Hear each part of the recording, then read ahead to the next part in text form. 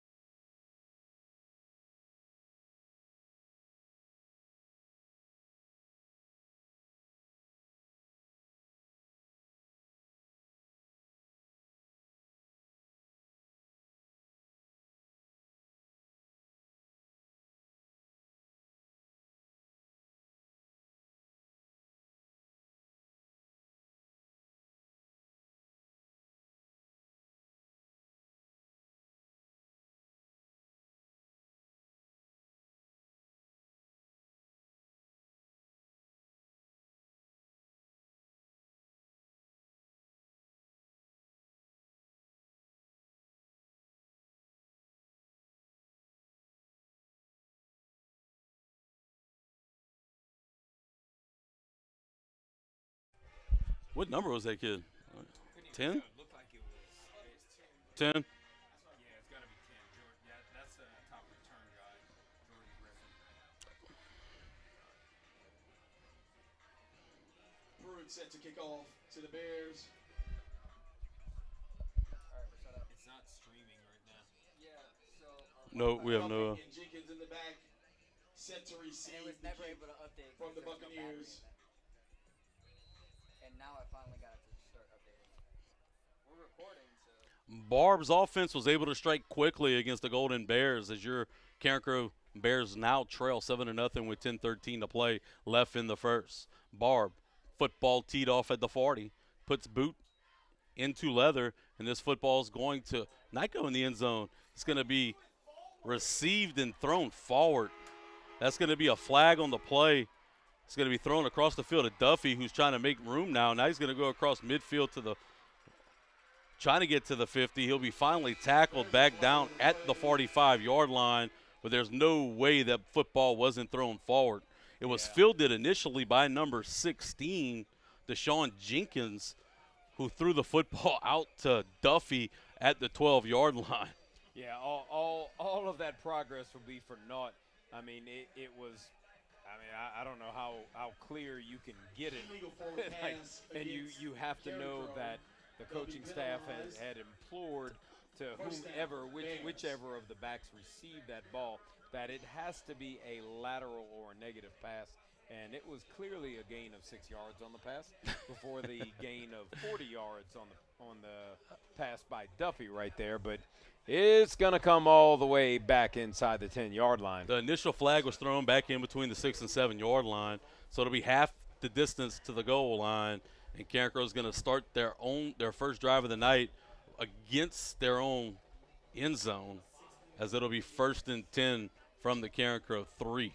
Hey, you hate to say it. You don't want to bash a young man or anything, but it's, like, I don't like it's a little bit boneheaded to kind of go. I don't like the play call. That felt desperate. Jersey back in the shotgun with Taylor. Guernsey's going to look to become a runner. Now he's going to pitch the ball back to Bernard. Bernard's looking to throw the football. He has a wide open receiver, Duffy. Duffy comes back to the ball. He's going to catch it at the 35. Duffy's across midfield, makes a man miss. He's going to try to bring the football across the field again as he's finally going to be drugged down into the Barbe Bucks territory at the 35-yard line. Carencro quickly cashes in on the splash play as it was Kendrick Bernard on the reverse toss to Brandon Duffy. I mean, was that open or what? I mean, wow. You could have thrown it to him, Coach. That's well, I don't know if I could get it that far, but and I tell you, one of my favorite things, like we know Duffy's electric when he catches the ball, but did you see DeRace James race down the field from his tight end position and smash number 7 Trey Foney right there, one of the top DBs for this Sulphur team? Quickly going into center, Guernsey. This time he's going to hand the football off to the back, who's going to bring the ball across the 30-yard line and finally be tackled down at the 26. That was Taylor on the carry. It'll be a gain of 8 and bring up 2nd and 2. Let me tell you something I learned from one of the greatest football coaches I ever worked with, Lance Guidry. Lance Guidry said, you come out and you run a trick play on the first play of the game, and you have a counter off of every single game, and you're going to keep opposing teams on their toes all night long. And that's what Gavin Peters goes with on play 1. Guernsey back in the shotgun. He's going to hand the football off to Baptiste. Baptiste tries the middle of the line that time. Couldn't quite get it to the 25. It'll bring up 3rd and a long 1 for Carencro with 8:35 left to play in the Chief Anderson first quarter. So the big boom on play 1 and then a steady dose of running the ball right after that. Interesting to see what will come up. It's 3rd and 1 right here. I got to tell you, I've become a big fan of Carde Baptiste running the ball, man. I like his balance, Coach. Man, just he brings his work pail, his lunchbox every single day with him. Guernsey under center. He's going to hand the football off to Taylor. Taylor's going to push the football across the 25 down to the 24-yard line, and that's going to be enough for a pop-up error first down. You know what? Let's give some credit here, too. Let's go back to the big play coming from within the 5-yard line. How about the pass from 13, KB, Kendrick Bernard? Now, we're talking about a guy who missed a couple days because he had to go to the doctor to get his wrist x-rayed. I mean, he's been battling some wrist pain all for, the whole season. And he drops a bomb right there. Guernsey in the gun. Looking to throw the football. He's going to throw it down towards the far pylon on the fade route. He was trying to find Duffy. It'll be batted away inside the 5-yard line to bring up 2nd and 10. So 2 things right there. 1, I think that was one heck of a pass. You couldn't have placed that by ball better. Like, wow. I mean, that was a big-time, I want to say collegiate play right there. And then just well covered by Barbe. I mean, they're gonna bring 2 guys to Duffy most of the night. I'm sorry, I'm just impressed with that throw right there. Guernsey back in the gun. Looking to throw the ball again. He's going to throw it to, this time, Babineaux. Gets it to 15, makes a man miss, dart into the end zone, and you could cue the horn. That's a big boy touchdown as Carencro puts 6 on the board. It's now 7-6 after the strike from Guernsey to Babineaux. The second thing I was going to say right there is I love the play call right there. Just, take a shot. It's first and 10 right there. You're in the red zone. That's your chance essentially at a free play. I mean, what a great look right there. So we'll see. It's like Latham come back out to the field. Babineaux is going to await the snap from the 10-yard line, reading to see what the call is, see what he gets from Coach Gavin Peters. And it's not going to be Latham. I'm sorry. That's going to be Holden Link out for the PAT. Link will set up in normal PAT distance as we await the Melançon's Funeral Home PAT. Babineaux will spot the ball. Link will put it up, and it'll be through the uprights. Carencro strikes back. It's now 7-7 after the Melançon's Funeral Home PAT with 7:31 to play in the Chief Anderson first quarter. When we step aside, let's see if the defense could have better luck against the Bucks on the second drive on your home for Carencro High football, Carencro Bears Network, and Mustang 107.1. Streaming yet? We're not streaming still? Yeah. He wore that last week. We had to figure that out on the run. Send me the right roster. Good luck. Just that that whoever has done it before, we've been scribbling as we go.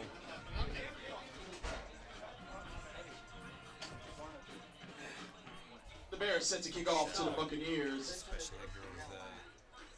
Welcome back to the open air Crow Dome, where your Golden Bears just struck back against the Barbe Bucks to make it 7-7 with 7:31 left to play in the Chief Anderson first quarter. The connection Guernsey to Babineau has been deadly all season long. That time it was good for 6 as Carencro was able to strike back after giving up a big touchdown on the first drive. Latham will fake run up to the ball, then retreat the troops back to normal kickoff distance. We'll call them what? We'll call it highlighter green cleats. Those are like Grinch color almost. Those are Grinchish. It'll be a onside kick. Football's going to be That's a originally Carencro ball. Hit a Barbe Buck just across midfield, and Carencro comes up with the football. Brendan Cormier came out of the pile with the rock, and your Golden Bears will have it. That'll be a Papa Bear first down on the onside kick. So I want to talk about special teams and two guys in particular. On the PAT right there, snap wasn't the best right there. Babineau got it skidding off the turf and got a perfect hold down for Link to get it. And right there, Latham delivers a great onside kick. And who's there but Johnny on the spot, the guy they call B. White, Brennan Cormier. He has been an unsung hero a special of this teams special demon, teams. Coach. Yes. A couple weeks ago against LCA, they kept trying to sky it his way. He never shied away from catching the football. Carencro's going to set up shop now, tie it up 7-7 inside Bucks territory. Back in the gun's going to be Guernsey. He's going to send out Taylor in motion. Throw it to Taylor. Taylor's going to look to throw the football. He's going to get met with some pressure, and it's going to pop up. I don't know if they're going to call this a fumble or an incomplete pass. Either way, Kendrick Bernard came up with the football at the 35-yard line of Carencro. We're waiting on an official call. Either way, it'll be Carencro's ball. It'll be either a pass incomplete, and they'll have the football inside Buck territory, or it'll be a huge loss on the play, and the fumble will be recovered by Kendrick Bernard. I don't know if we're going to get that replay up there, but from right here, from what I saw, in no way, shape, means, or form was that a fumble. That was a thrown pass. Back in the gun's going to be Guernsey with Bayham. Looking to throw the football. He's going to get it out quickly to Babineau. Babineau's going to make a man miss, get it across midfield. Running through another tackler. He'll finally be pushed out of bounds at the 48-yard line of the Bucks. It'll bring up third and 13 for the Bears. I'm just not a fan, Coach. You get a little too deep in your bag, Coach. I get part of it, and I think there's a lot of things that you have to take into consideration. Every time you run a play like that, that's something else that next week's opponent has to see on film and they have to prepare for. And early in the game, and when you're a little bit confident, I don't know that it's a bad thing, but it's definitely a little bit different when you see it back-to-back, right? 6 minutes left to play in the first quarter, and it's still September. We'll call a Tire Boss timeout as we'll go to break. And when we come back, it'll be Carencro football, 3rd and 13 from the 48 of the Bucks, right here on your home for Carencro football, Mustang 107.1.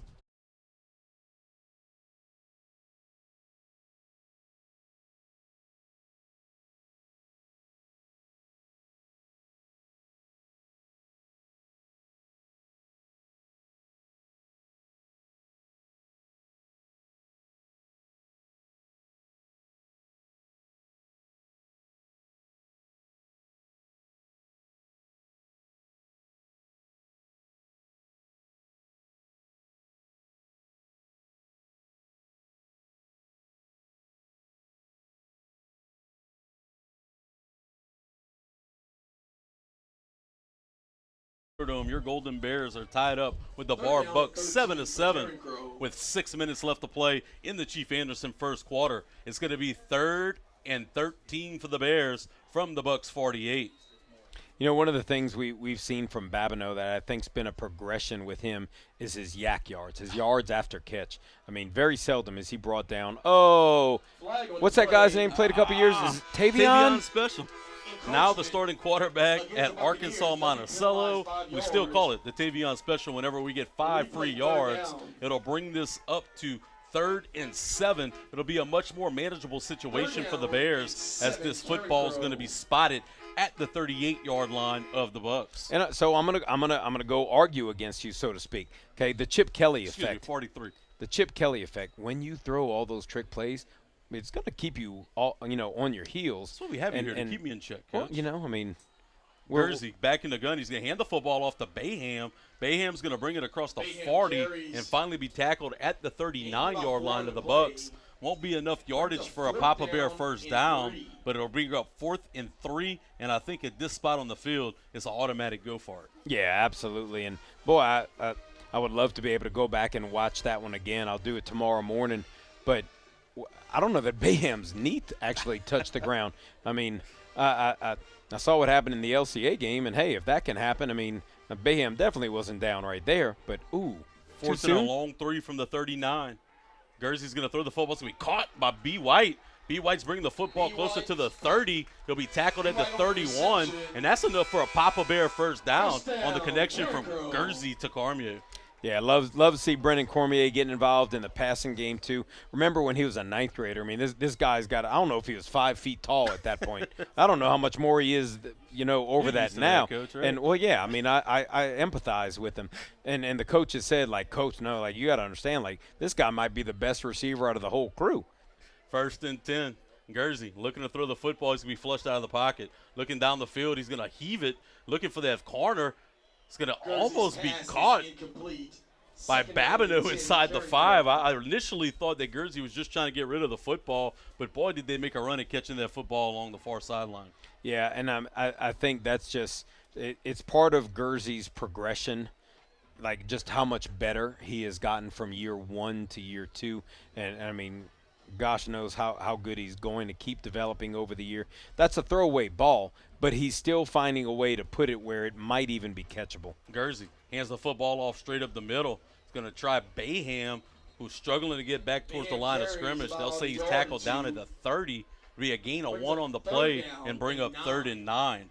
Under 4:40 left to play in the Chief Anderson first quarter. Yeah, good job by Barbe right there. And, in no means way, stretch, or form is this Barbe defensive line a Zachary defensive line, but they are pretty big up front, and that's one of the biggest deficiencies of this Carencro team, offensively and defensively. There's not a lot of rear up there up front, and that time Barbe defensive line, great job. Jersey and Taylor. This time, Jersey's going to look to turn a runner. He has a running lane. He's going to make a man miss at the 20, dart back inside, and finally be drugged down at the 10-yard line. That's a Papa Bear first down carry for Carson Jersey.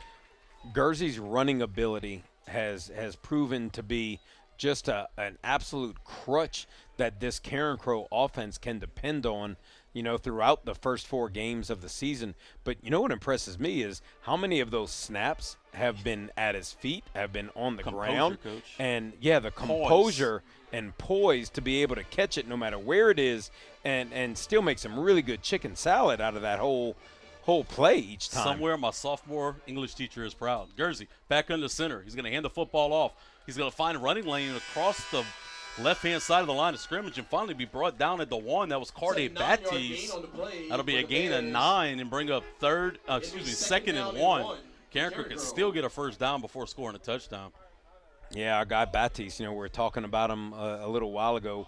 We saw some flashes of him a year ago, and boy, just the maturity that he's gained. He's put on some size. He's worked hard. He's really adjusted to what the coaches have demanded and expected out of him, and I'd love to see the success that he has. Jersey back under center, 2 backs behind him. He's going to get the snap low again. He was able to corral it but not get much more. He'll be dropped right at the line of scrimmage, and it'll bring up 3rd and 1 for the Bears. That was kind of a funky look right there, huh? He had to go down. I don't think he fully got the snap. I want to go back to the run, on the first down run from Jersey. The block that he got from Kylan Taylor to really spring him. It was a power run, but the running back getting out in front of him really made him go. Jersey's going to go back under center with 2 backs behind him. This time he gets the snap clean. He'll hand it off to Taylor. He's going to push forward, and he'll go into the end zone. Cue the horns. It's a big boy fencing touchdown as Carencro take the lead. It's now 13-7 with 2:25 left to play in the Chief Anderson first quarter. Yeah, I don't think there's going to be any shortage of points tonight coming from Carencro High. The big thing is, can the defense come out, do a little bit better job of wrapping up and eliminating Barbe? We know Barbe can put up some points, but I don't want to speak too much to that. Offense is I improved. think Carencro can put up way more. So I don't think Carencro's offense is an issue, but I think the defense really has to make a statement coming out with the rest of the first quarter, as we do have 2:25 left to go in it. Babineau's going to await the snap, set the line. He'll get the snap and put it down. Link's kick is up, and the Melanson Funeral Home PAT is good. It's now 14-7 with 2:25 left to play in the Chief Anderson first quarter. We're going to stick right here. Coach, I think the most important thing to remember, Carencro's put up 14 points since the Barbe Bucks have touched the football. Yeah, and I really got to say, obviously, I don't think that everyone fully understands this, that just sits at home, watches games, or if they watch it from the stands. Coaches make decisions, good coaches. Good coaches make decisions from hours and hours and days and maybe weeks and weeks of watching film. Every decision that this Carencro coaching staff made tonight has been calculated. There's a reason why they tried, even though we I don't know that we didn't. I don't know that we was didn't your like. politically correct way to say, like, hey man, pump the brakes. You don't know what you're talking about. You got to trust Gavin Peters. Well, I mean, to a certain extent, you know what I mean. Like, but there's a reason. Like, we haven't seen it through every game, but they saw something, right, to make them make that call. And the onside kick, that we had last, it was for a reason. They saw something. They knew where they were going to go with it. And I love what it did to the tempo of the game. Barbe comes out, scores early, and then you bam. You just punch him in the mouth really quick. This time, the kick from Latham's going to be deep. It's going to be fielded by the Bucks at their own 9-yard line. Going to bring it back towards the middle of the field. Now he's going to go to that far sideline. He'll be finally dropped back down at the 31 of the Bucks on the return. That was number 13. At their own 31-yard Terrius Lemons. Tell you something impressive about that young man. He's a freshman.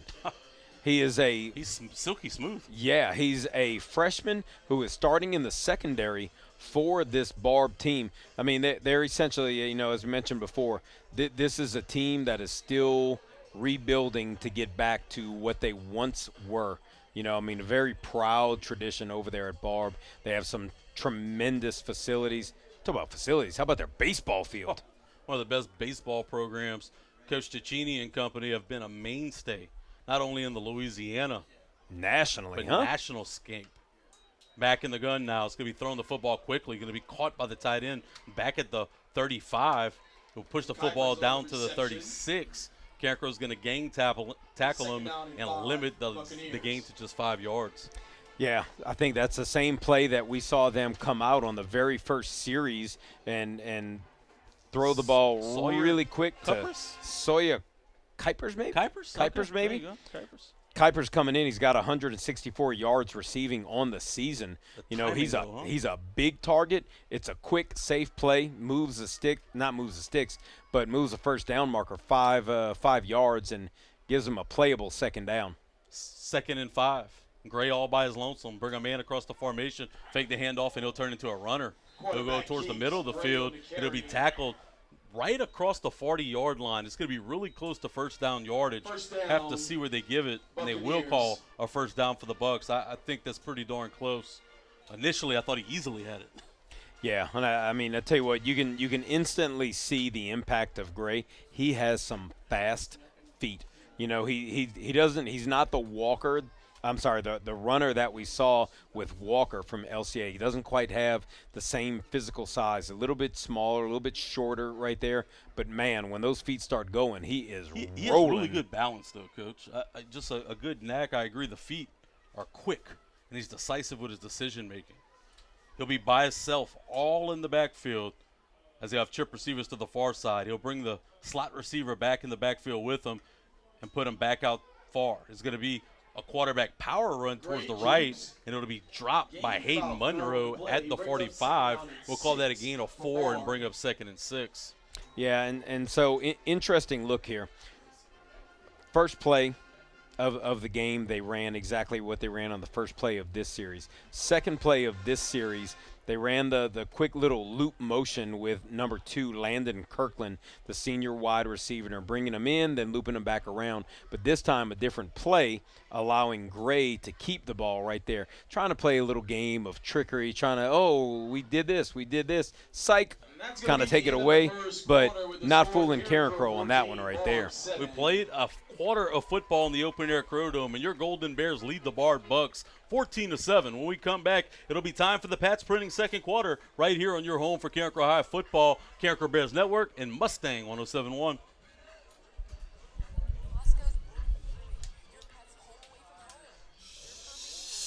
I was thinking it. Don't say it.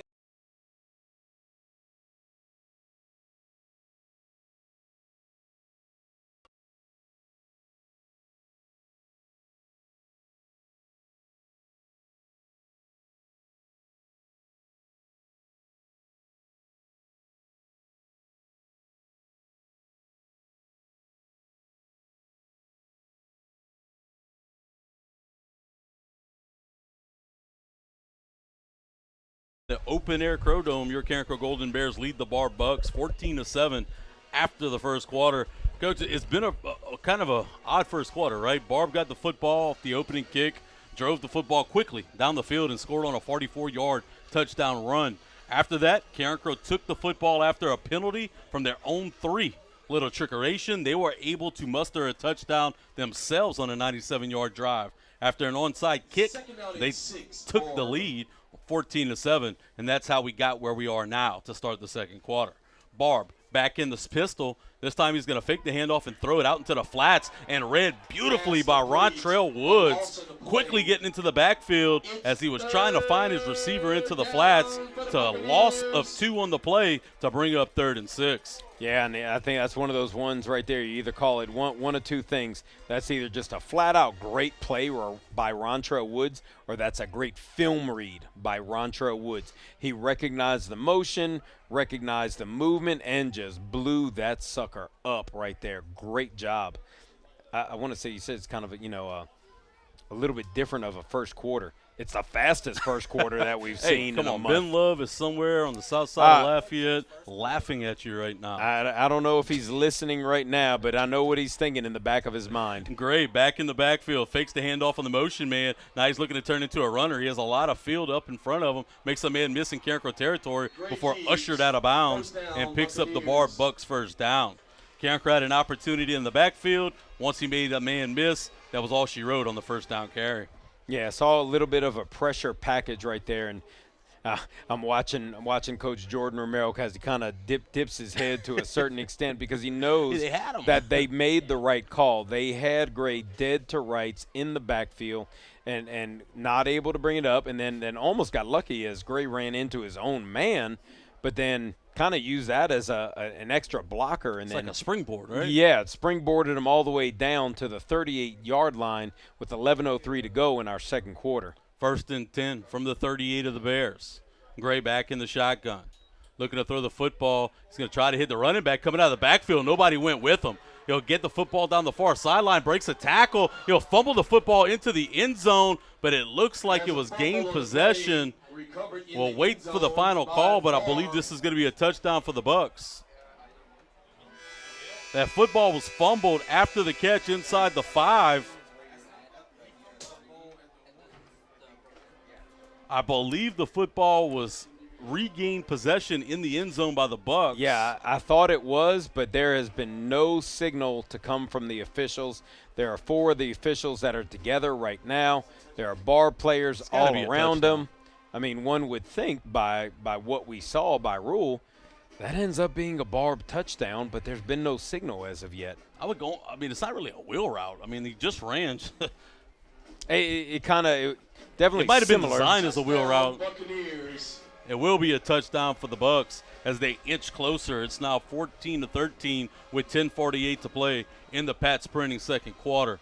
It was a great play call, though, the way Carencro was defending it, right? They brought the pressure from that side of the field, and they were able to kind of hit him in no man's land as nobody even made contact with the back until he got inside the 20-yard line.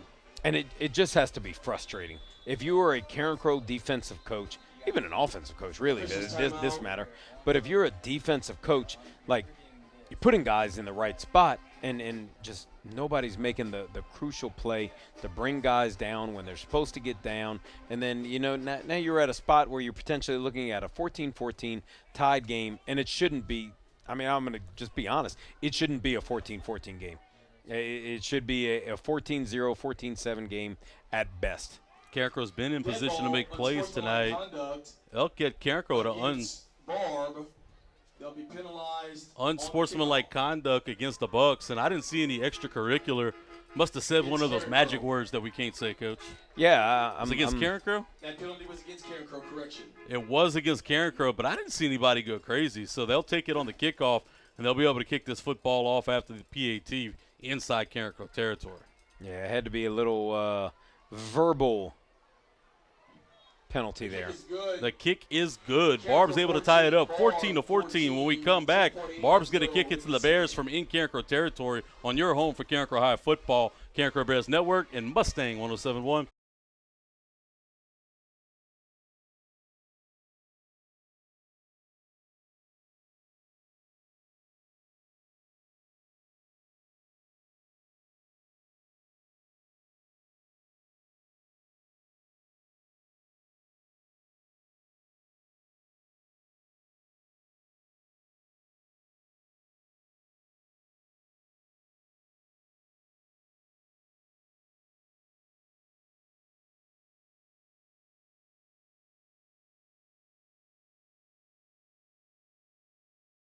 Welcome back into the open air Crow Dome, where your Carencro Golden Bears and the Barbe Bucks are tied up 14-14 as the Bucks are set to kick off from the 45 of the Bears. The last time we've seen a team kick off from the Carencro side of the 50, they did run an onside kick against LCA and were able to get possession of the football.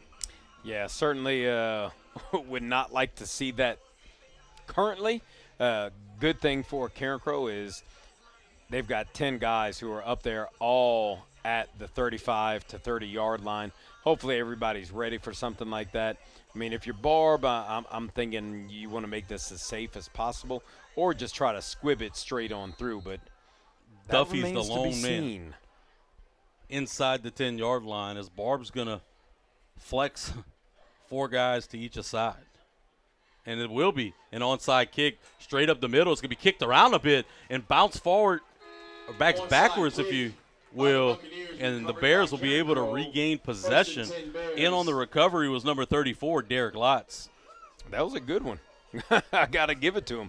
That was a very unique lineup that they brought right there. It was a good kick. I mean, the four guys were out past the numbers on each side.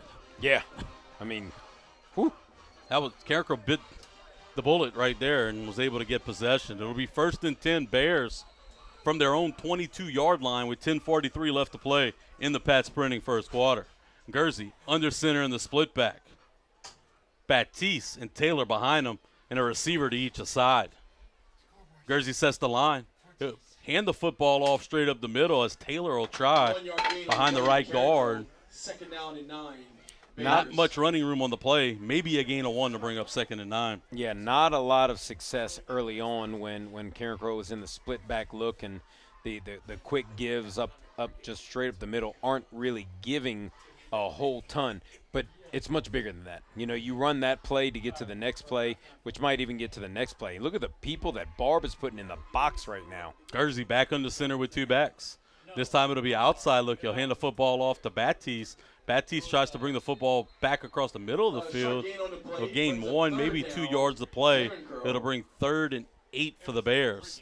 It's almost like Coach Gavin Peters said, hey, let's slow this thing down. Yeah, let's play a little slower. And, I mean, I don't know that I want to do that if I'm Carencro. If I'm Carencro right now, I have to say that my offense is my strength right now, and we're just going to keep on scoring. And Barbe seems content to say, okay, we're going to stop the run right here, bring a bunch of guys. They're collapsing to the turf really quick, those top guys, really just trying to jam stuff up, too. Gursey looking to throw the football. He's going to be caught by Babineau just across the 30. Makes a man miss. Now he's going across the far line. He'll get across midfield. Now he's off to the races. I don't know if they're going to get Bab. Bab's across the 10, and Bab's into the end zone. Touchdown, Carencro. You can cue the horns. That's a big boy fencing. Pitch and catch touchdown. Gursey to Babineau. And I'm not going to say any names here, Blaine, but there are college coaches that are at schools within this state that said he's not fast enough. That said he's not fast enough because his 40 time without pads wasn't what they wanted to be. Because he wasn't an inch taller, it wasn't exactly where they wanted. You find me a guy in pads who can do that better in this state than Chance Babineau, man, come on. Babineau right there goes the distance and is able to score the touchdown on the big boy fencing pitch and catch score. Guernsey threw the football out where he could make a play. He made one guy miss and then outran everybody into the end zone.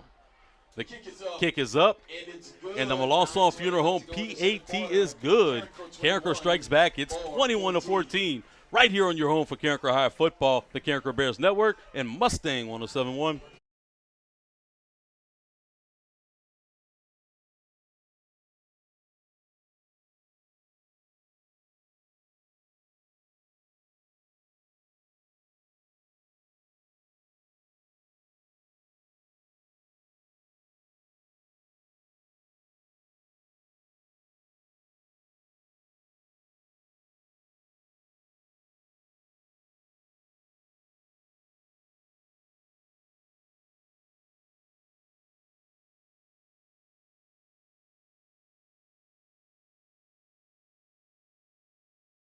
Your Golden Bears just struck quickly on the pitch and catch from Guernsey to Babineau on that big boy fencing touchdown to regain the lead. It's 21-14.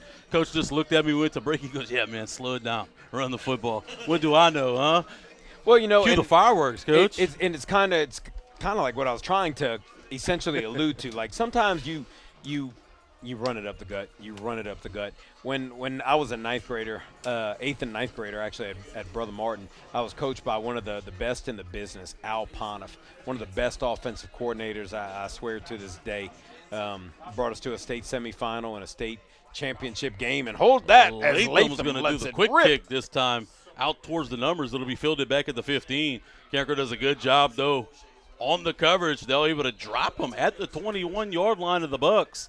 Great job limiting that return, and I love the execution of the sky kick out towards the boundary. Yeah, absolutely great timing, great everything. But I remember my dad would say, like, man, Al Pontiff called a great game tonight. And say, you know, he probably ran 7 plays in a row just to run one play. And as a ninth grader, I didn't really understand. I just like hitting people in the mouth. That was about the only thing that I really knew and liked. And as I grew older, as I began to coach, I truly understood what that meant. You know, you set somebody up. You set somebody up for that one play. That was a thing of beauty just now. Gray back in the shotgun, nobody with him. He's going to bring the inside slot receiver back towards the line of scrimmage. He's going to fake the handoff to him and run the football in between the tackles. Carencro limits the gain to just 2 yards to bring up 2nd and 8. Look, this is what you're talking about, a guy who is just dedicated to Carencro football. Our eye in the sky from back home, double knee replacement. Mr. Joel Hilbin just messaged me and said, 3 catches, already over 100 yards for CBAB. It's pretty impressive, huh? And he came into this game being the Acadiana? leading receiver in the Acadiana area, and that's saying a lot. Somewhere, Ben Mouton, the Nicholls State staff, saying, "Yeah, we'll take that." Yeah, and I mean, and one would only hope that they would. I mean, I think they've gotten a steal with Chance Babineau. Fake the handoff, and they're going to throw the football. It's going to be a missed tackle right at the line of scrimmage. He's off to the races now towards the middle of the field. They're going to try to get him from the other side and finally be drugged down by Derek Lotz all the way down to the 25-yard line of the Bears. That football was caught right around the initial line of scrimmage with stack-wide receivers. Carencro had an opportunity to make the tackle at the line. Caden Robinson kind of ran himself out of the play. Yeah, I mean, and it's not the first time tonight. You know, I hate to put the young man on blast, but it's not the first time tonight that has happened where Robinson has just absolutely blown a play.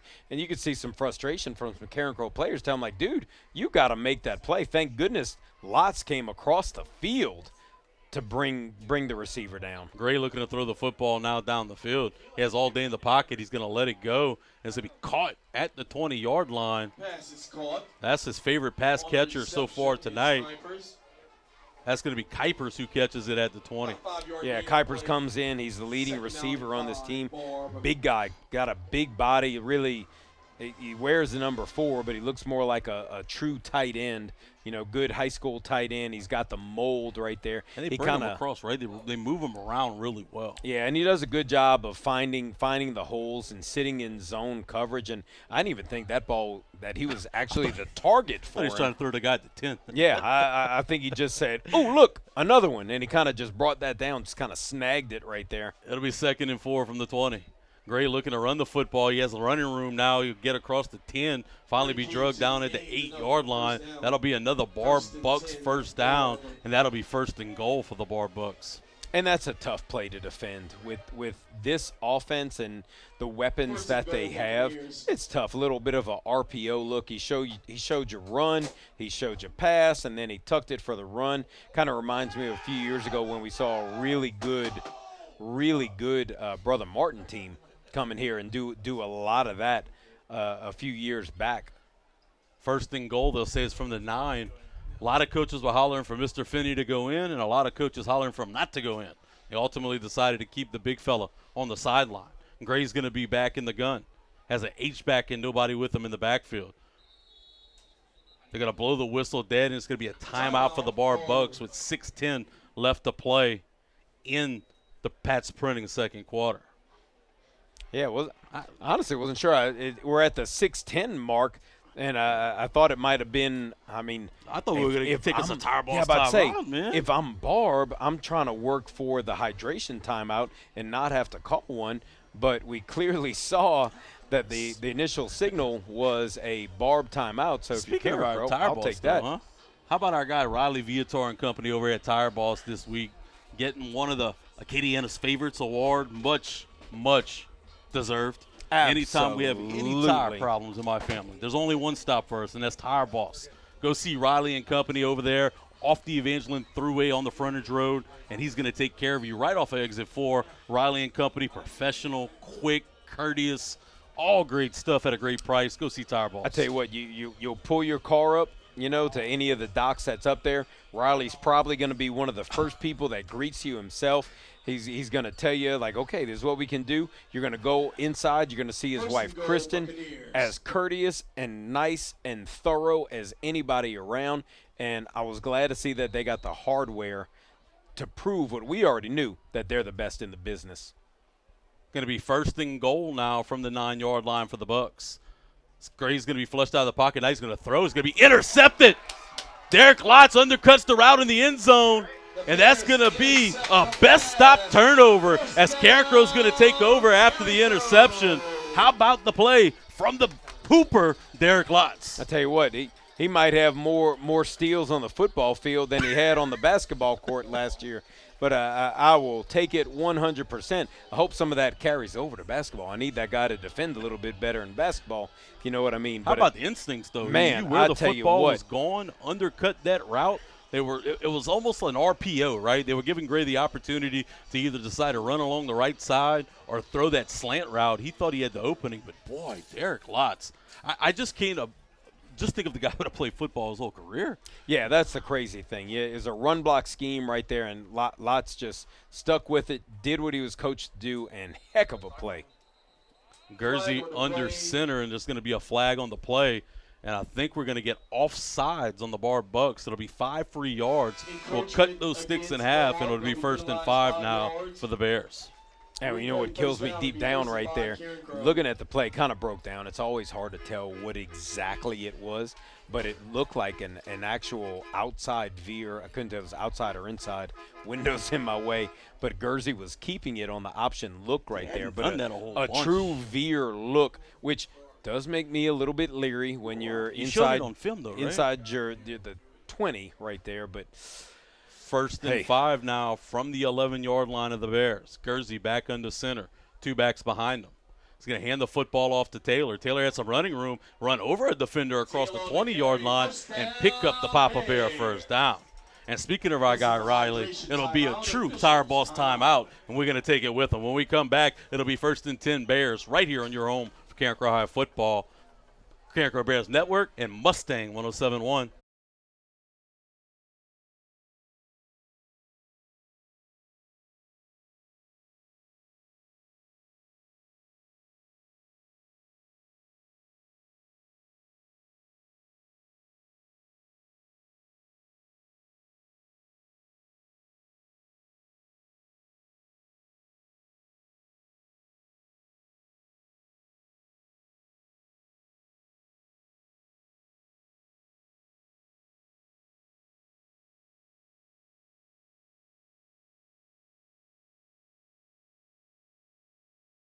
Mac Byru's Field from the Open Air Dome. Your Golden Bears lead the Barbe Bucks 21-14. And after the Derek Lotz interception, they're trying to put together a drive of their own. So far tonight, there's been little defense for the Bears, but that Lotz interception looks to shift the momentum. Guernsey's going to go under center in the split back, 2 receivers to the far side and 2 backs right behind them. Yeah, instant spark right there from Lotz at a time when you needed it too, boy. Guernsey's going to set the line. He's going to hand the football off. No, he's going to keep it. Looks like he handed it off and almost tackled on the backfield, but he's going to be a carrier across the 30 down to the 32, and that's enough yards for a Papa Bear first down.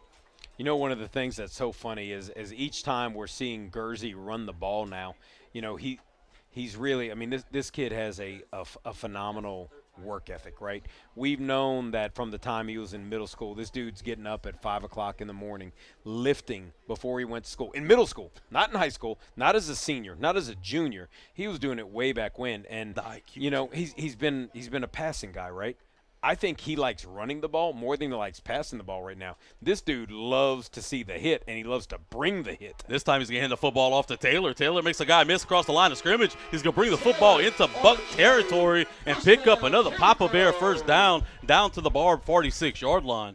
And another thing that I think Guernsey's doing just a tremendous job this year, he's more comfortable reading the play deeper into the line of scrimmage. As you saw on that play, the mesh point went into the line, and he was comfortable to pull it out and pick up good yardage on that first down carry before Taylor was able to spring one big. Yeah, I mean, we've witnessed him just get better week by week from the time that he was a ninth grader to right now. We have a ton more to enjoy and watch with him, but it really is fun to watch him get better each Quickly week. whips it out to this near sideline as he hits the receiver. That's Deshaun Jenkins. Quick pitch and catch at the line of scrimmage. He's going to get it inside the 30 to the 29, and that's another Papa Bear first down. But I got to tell you, like, one of my favorite things, as I was kind of alluding to, is watching how much fun he's having when he runs the ball. You know, again, he welcomes the he does. The you know, after that scrimmage with Westgate, he said, "Coach, you saw me stiff arm that dude, right?" Guernsey back under center. He's going to fake the hand. No, he's going to give it to Bayham. Bayham's going to push it across the 25 and gain about 3 yards on the play to bring up 2nd and 7 for the Bears. Also, I love the pitch and catch to Jenkins, too, on the play before because it makes you have to think of that. Makes you quick. He looked like a shortstop, sidearming him to Jenkins and got it out quickly. And the first time we're really seeing Jenkins have a big impactful role right there. I think the more guys you get in it, the better. They're going to try Taylor across the left side, and he's having himself a game. He's going to pick up a first down across the 20 as he's finally brought down at the 17-yard line of the Bucks. 1st and 10 for the Golden Bears. Papa Bear first down. The variety of things that we saw from this Carencro offense early on, I think is leading to this drive right here. You have to respect it. You are right. Don't tell yourself that. It's going to be Don't Bayham. tell my wife that. Do not. On the right side. Oh, boy, I hope she's not listening. I'll call Miss Doney myself if I need to. We'll call that a gain of 4 on the play at the 15-yard line. Bayham will make it 2nd and 6. If she heard that you said I was right, y'all might never get invited to the house again. He drops the snap from under center, but quickly regains his composure and hands the football off to Bayham behind center. Gain maybe a yard on the play. That'll bring up 3rd and a long 5 for the Bears. Yeah, kind of an ugly look right there on that one. Sometimes he gets out a little quick, but you don't know if it's a center deal, right? Yeah, it's so, and you know they're going back and forth a lot between center and the gun. Danny has been and Danny does a good job down there. Danny Fugile, number 75. Oh, Guernsey might have got a little him again. Tavion special. Tavion's somewhere in Arkansas right now, smiling ear to ear. It'll be free 5 yards on the play, and it'll bring Carencro closer to a Papa Bear first down. It'll bring up 3rd and a short 1 now as Carencro will stay under center in the split back veer. And I hope somewhere Tavion's listening or watching, and he gets to enjoy that. He knows, you know, he's one of our favorites, and what a legacy, the family legacy of the Falks, and for us to be able to still call that a Tavion special. Man. Handoff this time to Taylor, It was all out of sorts. I don't think he got the snap carries. clean again. But, boy, I think he might have got just what he needed for the Papa Bear first down. Fourth down. They're going to say no gain on the play. Still going to be fourth down in about a half a yard. If he gets it cleanly, it's easily a first down. He just didn't get the snap in between the mittens. Yeah, and it's something we're no stranger to seeing. But again, credit Guernsey on the ability to still come up with it and put it in the right spot. Guernsey hands the football off. This time it's going to be Bayham. Right side. Bayham makes a man miss, and it's going to go into the end zone. Cue the horns. It's a big boy touchdown as the Golden Bears extend the lead. It's now 27-14 with 1:33 left to play in the Pats Printing second quarter. I think this is what we expected to see tonight. A combination of run, a combination of pass. This Carencro offense putting points up on the board. But honestly, the points from Barbe, it's got to stop. Well, they'll take another interception from your boy Derek Lotz if they need it, or another onside kick for our guy Matt Latham, whatever it takes to stop the However it Bucs. comes, huh? Melanson Funeral Home PAT pending as Babineau surveys the field and elects to bring Link back into a normal PAT position. Bab with a knee down at the 10. He's going to set the line. Snap is down, the kick is up, and it is good. The Melanson Funeral Home PAT makes it 28-14 with 1:33 left to play in the Pats Printing second quarter. When we come back, can Carencro's defense stop them to play make it take it? Right here on your home for Carencro High Football, Carencro Bears Network, and Mustang 107.1.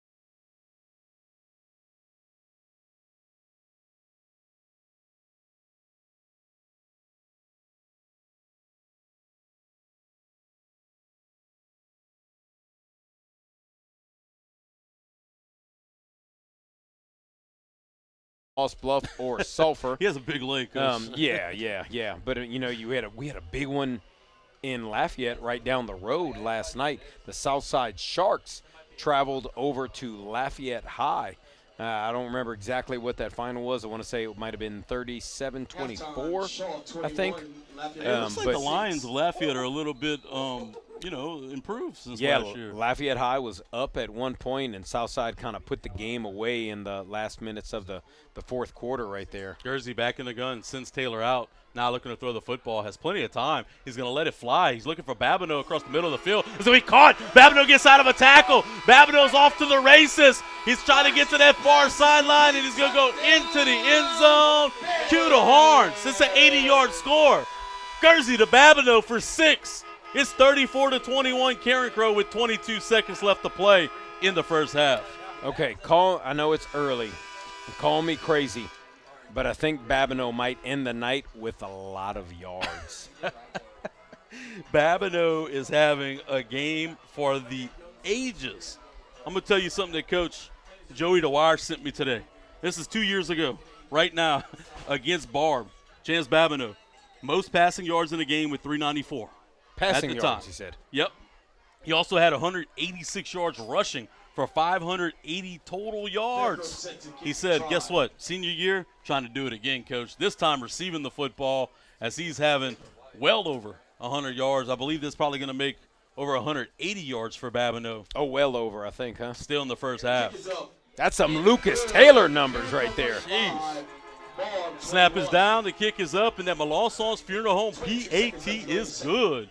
Carencro extends the lead to 14. It's now 35-21 with 22 seconds left to play in the first half. We're going to stay right here, Coach. I thought we'd be at halftime by now. Oh, Last time that's I thought what Dad you had thought. a couple scores. That's what you thought. I tell you what, if there's a Hey, we're actually going to, if you're watching on the Carencro Bears Network, we're going to go back and see the replay on the CBAB touchdown from Carson Jersey. Jersey back in the gun, sends Taylor out. Now looking to throw the football, has plenty of time. Throw. He's He had going to let plenty it of fly. time He's in the looking pocket. for Babineau across the middle of the Great field. job He's going to be caught. high-pointing the football. Babineau gets out of a tackle. Babineau's off to the races. Took his He's time trying to getting get to in the that end far zone. sideline, and he's going to go He got into all the his end money zone. worth with Babineau Cue the horns. into It's the an end zone 80-yard for score. that 80-yard Jersey to score. Babineau. Love the replay from our guy, Seth Dickerson and Benji Desatel, making it happen on the Carencro Bears Network for our fans at home. And, I mean, we got to give it up. He never gets enough credit, but our guy, Benjamin Desatel, is the guy.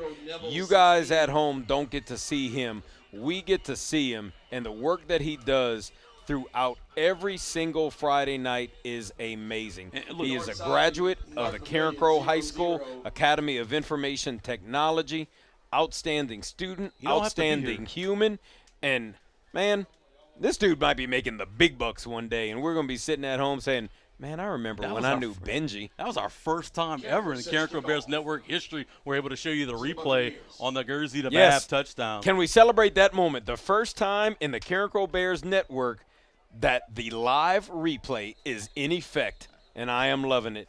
Shout out to Seth Dickerson, the IoT program, and our guy Benji Desatel for making it happen. Sky kick that time, executed great job by Matt Latham, and it will be fair caught at the 21-yard line of the Bucks. Can we survive 22 seconds, Coach? We wanted to play make it, take it. We didn't quite get it the way we wanted to before, but 22, can we survive the 22 seconds? You know, I against Barbe, you know, like part of me wants to say, like, man, Carencro offenses have racked up amazing numbers against Barbe in the past. But it's not to say that Barbe offenses haven't done amazing things to Carencro defenses. We're going back 20, 30 years, too. You remember when Carencro beat a good Barbe team with hardly having any offense, 8 interceptions on the night? I do remember.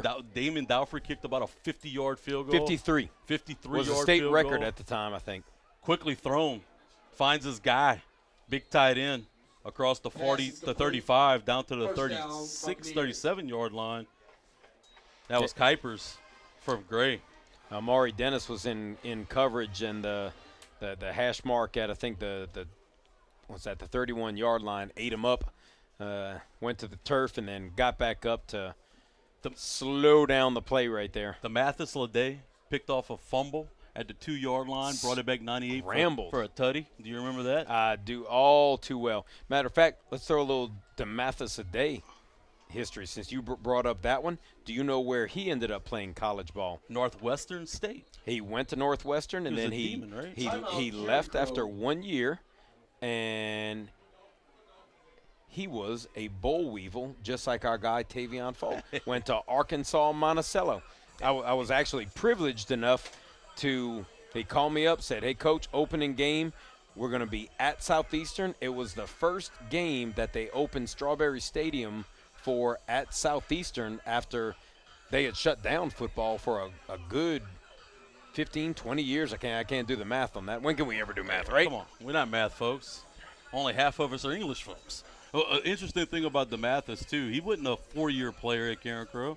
He's another basketball guy. Basketball guy that came out, was a natural on the football field. Carencro lost that year at John Ehret, I believe, on Thanksgiving weekend. DeMathis had an interception In the rain. on that game as well. But he was a really good player. That was a good defense, too. Brian Black on Gel, Stephen Barrett, Jari Seiner. Well, that was a really good team, and it was just an unfortunate – it wasn't a great matchup early on, but John Ehret was slinging the ball. My good friend Billy North was the head football coach at John Ehret, and, I mean, they were loaded. They had college dudes everywhere. Pouring rain, you could barely see. It was freezing cold, and they played with rubber PE footballs. They were certified, but they were rubber footballs. Beat Mandeville the week before on the road Beat in the Mandeville rain, too, right? in the cold, wet rain as well. Hand the football off this time across the left-hand side of the line of scrimmage. Carencro was able to drag him down from behind. That was Hayden Monroe limiting the gain as he drags him down at the 45. Timeout, Barbe with 6 seconds to play in the first half.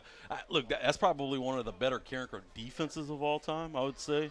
A couple other guys we didn't mention. James Jaws. Yep, James Sampe. Number Number 24. Lyle Mouton. It was quite a linebacking core in that group. I mean, they were stout all year long. Kind of a less than stellar offensive group. You know, when you compare it to the years that came past. Was Jamar Lavalle the quarterback? Might have been a combination of both. That might have been a John Sion team. There were some injuries that team went through on offense. Never really able to find a real consistency offensively. You know, still was a typical Mac Barus offense.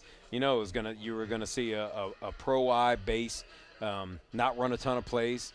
Maybe 8-9 plays, but they were going to do it out of a bunch of different formations and, you know, offensive line that was going to try to hit you in the mouth. A bunch of Nebraska, bunch of lead option, a bunch of Syracuse freeze option on that team, but just really led by the defense. And you're going to see a Carencro defense really sitting back here, huh? 6 seconds to play. Gray back in the gun. Could be tracked down. Hayden Monroe with the sack to end the half. We played a half of football. It's a lot of fireworks from the open air Crow Dome. Your Golden Bears lead 35-21. When we come back in the Nolan's Lawnmower halftime show, we'll have our guy Ray Angel, Vice President of the Louisiana Cubs, will join us, and we'll talk youth football in the Carencro area right here in your home for Carencro High Football, the Carencro Bears Network, and Mustang 107.1.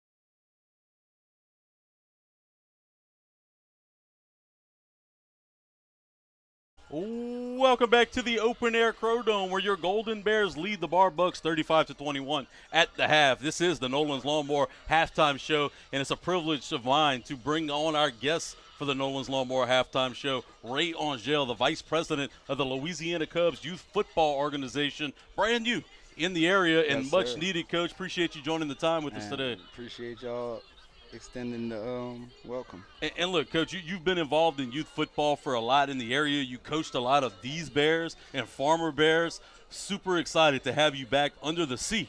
You know, you left a little while, not left the area, but you went with, I believe, the Ravens for a little bit. Right, but we still want to see. You know, you still were the sea, but now Yeah. we got you back in the blue and gold. It just Right, means right, means a little different, Coach. Right.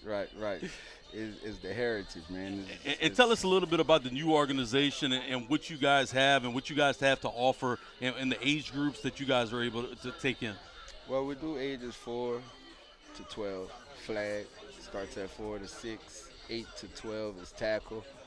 We bring a lot of experienced coaches, a lot of former Bears, a lot of all-staters, a lot of collegiate players. Bring them back to help grow the program and bring Carencro football back to 90s football. Yeah, and you guys get an opportunity. Y'all play here at the Open Air Crow Dome. That's a unique experience that other organizations can't do, right? You got guys are from Carencro playing on this field that they're potentially going to grow up and play here on Friday nights. What's really cool tonight is a lot of these guys that's 12U that's aging out going to middle school, they get to see these seniors play, and they was in flag, and those guys was 12. So these seniors right now, like, I wasn't here for the gathering, but they said it was real hype. They Yeah, was man. lit. So that's great for these upcoming Bears to see. And tell us about the numbers. I mean, this started kind of late. You know, you guys had to work real hard to get this started on time for this season. How many kids y'all have come out this year so far? We have 125 kids in the program. We have 25 flag kids, and we have 100 total tackle kids. Man, that's pretty remarkable that you're able to do that. With your reach, though, you know, you've been involved in youth football for a long time. You know, we brought Damon Handy in. And, of course, you mentioned some other guys from the area. You know, I know Lyle Woods is coaching with you. Brian Angel. You name them, Coach. Give us some other guys that are with you. Those are guys that played meaningful snaps, all district, all state, all-state MVP caliber guys. You have James Sempe. You have Larry. What's Larry last? Guillory. You have Big Lush. Yeah, you have Big Lush. You have like I said, Brian Angel. You have James Sempe, Larry Guillory. You have Kenneth Jones, Randall Mouton. Man, guys, huh? Those guys that proudly represented Carencro and the community, to have those guys giving back to the community and getting kids to play and that opportunity. I mean, look, KSI is kind of debunked, right? It's going away.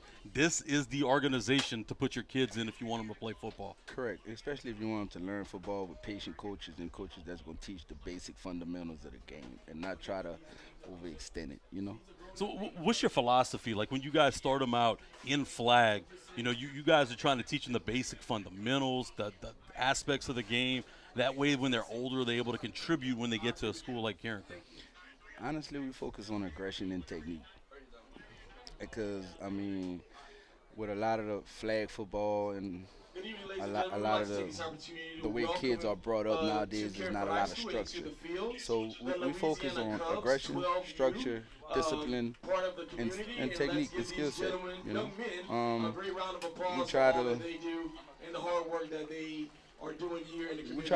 we try to make these young men respectable And next we have the 10U. As we look out on the field right now, those that are watching on the Carencro Bears Network, it hears the Louisiana Cubs are coming out right now, and there's some good-sized kids on there, man. You look like you got a little bit of size with y'all in the Louisiana Cubs. And most of those out there are 11. A lot of the 12-year-olds didn't show up today because a lot of them, like I said, we're the Louisiana Cubs, right? So we got kids that come from all over. But these are basically the Carencro kids that's here today. And as far as your specialty, you're an offensive guy or a defensive guy? I'm offense, but I like them both. You can handle both of them, right? Both. Your offensive philosophy, do you guys try to run a similar style of offense that they're going to see in middle school and then back to high school? We mimic a program that Coach Gavin is running right now, yes, sir. We kind of simplify it a lot, you know, but it's pretty much based on Carencro football. And you've And how been about the involved in youth 6U sports in the area for Cubs? so long. Who are some of the big time guys that you've coached or that we could expect to see either right now on Friday nights or who came before us? Right now, you have local or just Yeah, yeah. you have Kevon Johnson that's at Northwestern. He led the state 2 years in a row And how in about the rushing. Carencro You Middle have Kobe Cubs? Broussard at um, Southside. You The have Cubs play every three Saturday and quarters will of the be Bears hosting team, at Carencro High and you have School another three quarters that's at on the Acadiana following High that dates should on be here Saturday, also. October You 18th. know, But that's what we're trying to change the tide, right? correct, We're trying to correct, keep those correct. kids instead of And- going to Acadiana, and instead all- of going to LCA, instead of going to ARCA, to keep our Carencro kids here, home at Carencro. How do you think you guys are going to be able to do that? Louisiana Cubs, the Louisiana Cubs, and the relationship Coach Peters and Coach Onazine at the middle school and I and Coach Handon are the relationship we're building right now with the community and bringing it up through the Louisiana Cubs, through the middle school, through the high school, and it's the quality coaching. Parents follow coaches, kids follow coaches. When kids see the coaching ties change, kids gonna swing back. We was kind of on the downside at the middle school for a while. And those guys at the middle school right now is doing a hell of a job with these kids. More former Carencro guys, too. more Rashad more Onazim, popcorn. Popcorn. Yes, they getting it in and they doing a great job with the kids over there, turning the program back around. We're gonna do us as the Louisiana Cubs, and we're gonna keep building. So I mean, starting from the ground up. Wrapping up right now with Coach Ray Angel, the Vice President of the Louisiana Cubs Youth Football Organization right here at Carencro, designed to keep Carencro kids in Carencro, just as he mentioned. Coach, if the parents are listening to us right now or watching at home and they want to get involved, they want to get their kids here, what's the best way to do that? LouisianaCubs.com, Facebook, Instagram. We don't have a Twitter yet, but we're definitely on Facebook, Instagram, LouisianaCubs.com. You can find us. We out here. DM Coach Handy, DM myself, Coach Brian Angel, Coach Kenneth Jones, and any one of the coaches that you may want to reach out to. Reach out to any one of them, and welcome to the family. Well, Coach Ray, we appreciate you coming aboard, and we appreciate you bringing youth football back to Carencro and keeping Carencro kids home. And we don't turn kids around. We coach them up. Take them all, coach them up. We take them all and coach them up. I love to hear that. That's Coach Ray Angel, the Vice President of the Louisiana Cubs, keeping Carencro kids in Carencro. We're going to step aside. When we come back, we'll have stats and scores from around the area right here on Nolan's Lawnmower Halftime Show on your home for Carencro High Football, the Carencro Bears Network, and Mustang 1071.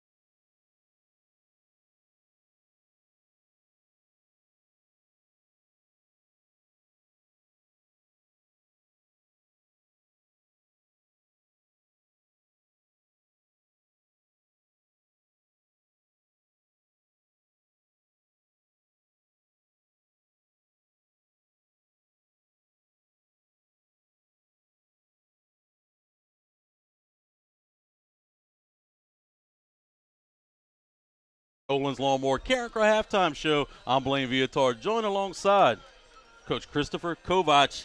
Look at us, smiling on camera. If you're listening to us on radio, you're doing much better than watching the Carencro Bears Network and having a look at our mugs, right? Yeah, and I mean, we've heard it said many a time.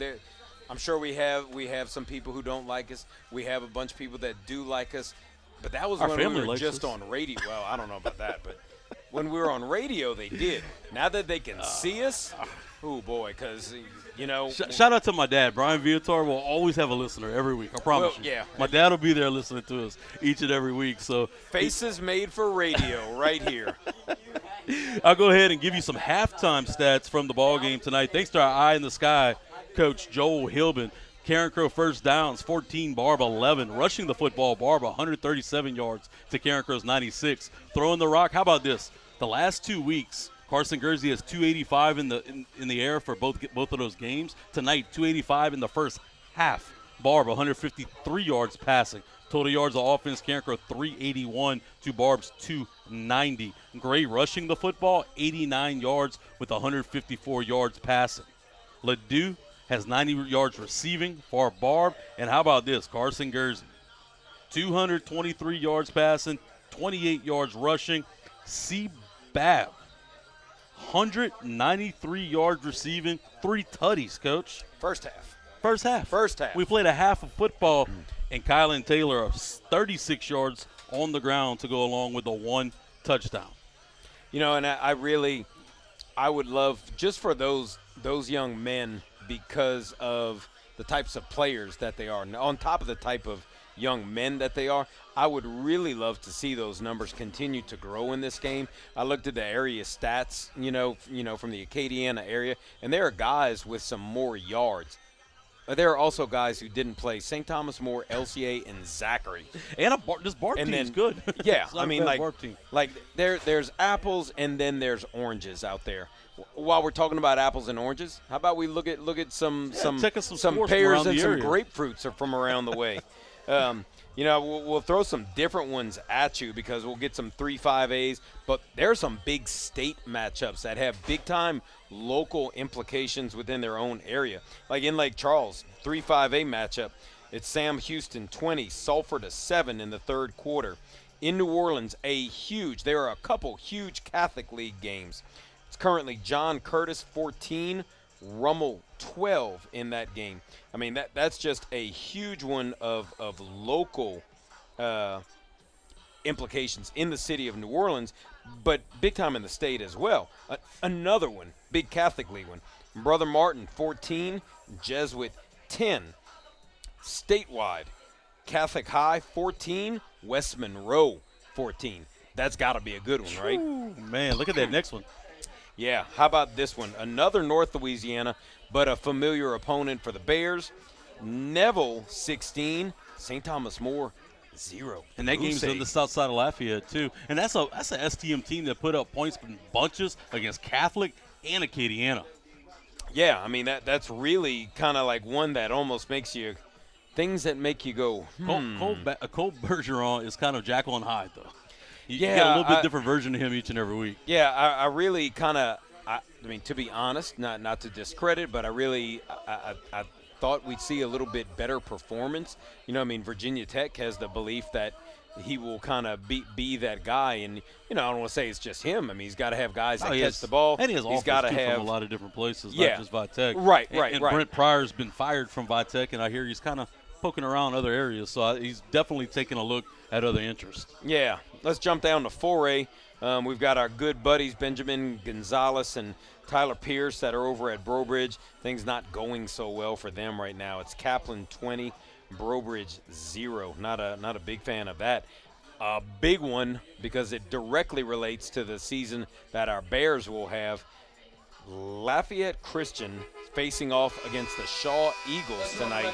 It's Shaw 21 LCA 6. And that's not right the same now. Shaw Eagles on the West Bank that Carencro played No, a sir. few years They're back. a little bit They're different. a little different. Jasper Parker over at Michigan now, totally different team. We're gonna take a step aside for the last time tonight in the Nolan's Lawnmower halftime show. When we come back, it'll be time for third quarter action from the Open Air Crow Dome right here on your home for Carencro High Football, the Carencro Bears Network, and Mustang 107.1.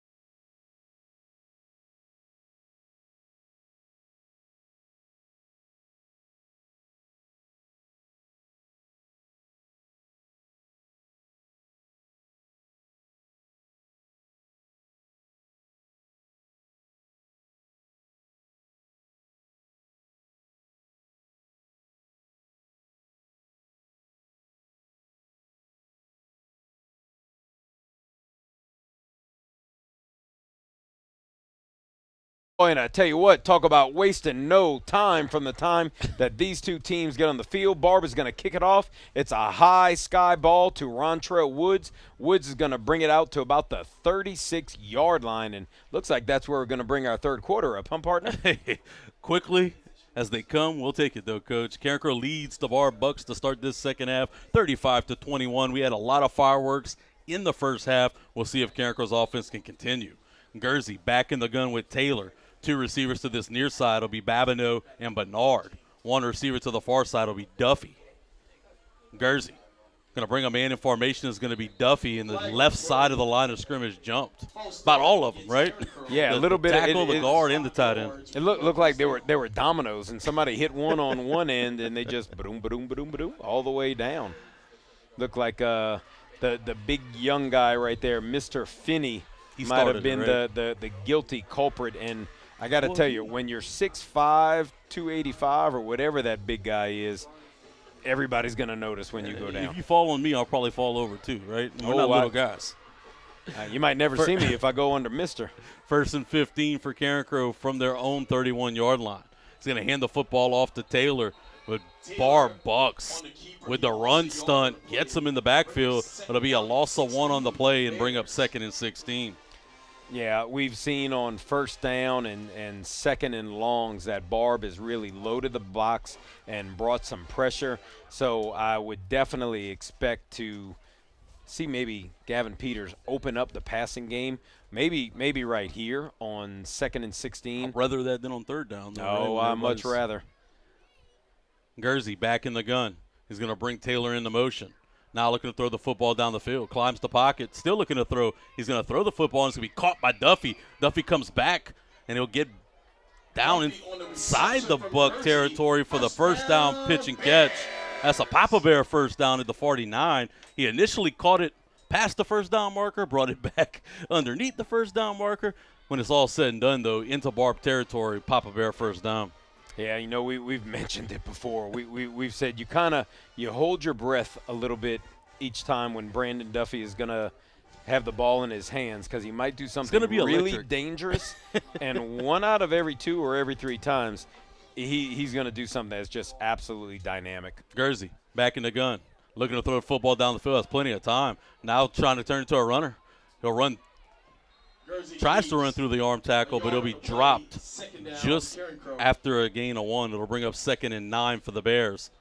Yeah, he was really looking deep right there. And as I went to look, I had 2 window panes that blocked. Couldn't really see who he was trying to go to right there, because he began to scramble as there apparently was some pretty good coverage. And we'll see Guernsey come out of the game a little. His helmet came out. A wardrobe malfunction.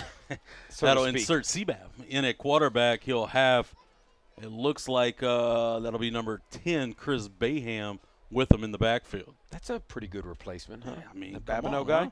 Babineau guy's Babineau pretty guy, good. he got like almost 200 yards receiving tonight, Coach. Didn't you say he threw for 396 against Barbe last year? Running the football this time is Bayham between the tackles. He'll Bayham bring it across the carries for the 45-yard line. It'll be a gain of 3 on the 3-yard play gain on the and play. bring up 3rd and 6. Third That was down 2 and years ago, 6. Coach. 2 years Against ago. Barbe here, he had over 500 yards of total offense throwing and running the football. I bet Bab actually liked that play right there. He just caught the ball from the snap out of the shotgun, handed it off, and Took a got break. to stay there. And was Yeah, like, he was man, "Jeez, this is I kinda nice, kind huh?" of missed this. Like, this is pretty cool. It Third- would have been really cool is if he threw the ball deep on that one. Catch him sleeping, huh? 3rd and 6. Gursey looking to throw the football down the field. There's plenty of time. He's going to throw it deep, trying to find Duffy. Good coverage as it'll fall too far. It'll be pass incomplete. Blanket coverage by the Barbe Bucks. Yeah, decent job putting the defensive back just putting his body where Duffy was trying to get. He looked back for the ball. Clean play right there. Just nothing Duffy could do to get to it. Not a horribly thrown ball right there by Gursey. Just a good job of coverage right there. Offense is going to stay on the field. It's going to be 4th and 6. You run, you throw, you run Gursey. From the 44. Gursey back in the gun. Looking to throw the football. They're going to send pressure. He's going to try to hit Bab on this near sideline. Underthrown. Bab was trying to work back towards the football, and there was a late flag on the play. And I'll take it if I'm a Carencro fan. If I'm a Barbe fan, I don't know if I like that flag much. Yeah, wasn't able to see that one. I don't know that. I don't know if we want to bring that one back up on the replay or I not. try to but call it like it is. That flag came out late, and I don't. That's interference against Barbe. Carencro's going to take it. It'll be a Papa Bear first down on the play. Oh wow! So that was going on the guy that was covering Babineau, huh? Yeah. So I missed it. Yeah. I honestly Bab couldn't was working see it. back for the football. Yeah, They kind of got tangled up a little bit. I don't know that that's a good call. We talked about that a week ago. We said that hey, We'd like to. when a bad call is a bad call, Yeah. we're going to kind of err to that If side. that happened on the other side of the field, I don't think you get that one, right? No, you ain't getting not that call on the necessarily. other side of the field. And there's been for years, if you've been a Carencro fan, there's many a saga that has been chronicled about officiating when you go down Especially to in Lake Lake Charles. So I'm not going to complain, and I'm not going to talk about it anymore. I like Papa Bear first downs. I'm gonna leave it right there. We're going to First call and that 10. a Papa Bear first down. From the 29, Gursey back under center. He's going to hand the football off. Looking to find running room. He's going to get across the tackle. Now I think the Carde Batiste is going to go across the 15. Batiste will finally be tackled. They'll say he's down at the 13, but there is a flag on the play. As it stands, it'll be a Papa Bear first down, but there is an illegal block in the back against Carencro, so that one's going to come back from the spot, and it looks like the spot was the 20, Coach. Yeah, so they'll bring it back. Should be a first down as I understand it. You have to Kinda replay the wait. down, right? So instead of 1st and 10, it'll be 1st and 11. That's kind of what we're looking at. That's what I think, and that's what it looks like we're going to see. And if you're Barbe, you have to feel a little bit vindicated right there because, I mean, like we said, we'll call it like we see it. And we're not going to lie. We're not going to fib, and I don't think that was pass interference. So all is fair in love and war. 9 minutes to play in the Mark Garber third quarter as Gursey's going to go into center. He's going to be an option look. Gursey just quickly gets north-south and bounces off a couple of tacklers like a pinball. He'll get the football inside the 25, gains 7 on the play to bring up 2nd and 3 for the Bears. Yeah, it was honestly kind of funny the way that Gursey came out of that one right there. Like it was an option look. He decided to keep it, hooker right, turns upfield, kind of got bumped from the side. Then he got bumped into a defender, and then, as you said, he looked like a pinball right there. Just kept his balance, though. Gursey back in the center. He's going to hand the football off to Batiste. Batiste has a hole. He's going to get to the far sideline. Batiste is hunting for the goal line. He's going to get in. Is he in? They'll say he stepped out at the 1-yard line. That's a Papa Bear first down. It'll be 1st and goal at the 1. Boy, I thought we were about to cue those horns. Yeah, just within the 1-yard line right there. Good enough for a Papa Bear first down, but not good enough for the score. He was getting it, though. Great kick-out block by Mr. Finney on the play to really spring him. I love to see Bayham get into the open areas. He's got some great speed. Back under center. Guernsey's going to hand the football off straight up the gut. Bayham didn't get in. They're going to say he's down. Looks like inside maybe the 1 again. 1 foot line maybe.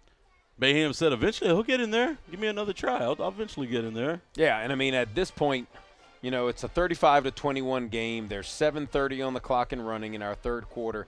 And, man, if it takes you 4 plays to get in right here and you keep running the ball, it's not the worst thing because Carencro hasn't proven to really have that stopping potion for this Barbe offense yet. Under center is going to be handoff again into the end zone. That's T.J. Jackson. Cue the horns. It's a big boy Finson touchdown as Carencro extends the lead. It's now 41-21 with 7:16 to play in the Sheriff Mark Garber third quarter. One of the things that I love to see from this Carencro offense is how they celebrate together. When one guy scores, it's Tavontre Jackson right there. TJ scores. TJ hasn't touched the ball tonight. You said it earlier as we were in our year. Yeah, we were in our pregame meeting. We were in our pregame, and you were talking about what a guy that TJ was last year for this offense. I mean, he was the yeoman last year. He was the work guy last year, and this year more of a defensive role, and he gets the score right there. And, man, there's the whole team all around him. It doesn't matter who scores, it seems. They're all there to celebrate for their teammates. The Melanson Funeral Home PAT by Lincoln's good, and Carencro extends the lead. It's 42-21 Bears. When we come back, defense will take the field for the first time in the second half right here on your home for Carencro High Football, the Carencro Bears Network, and Mustang 107.1.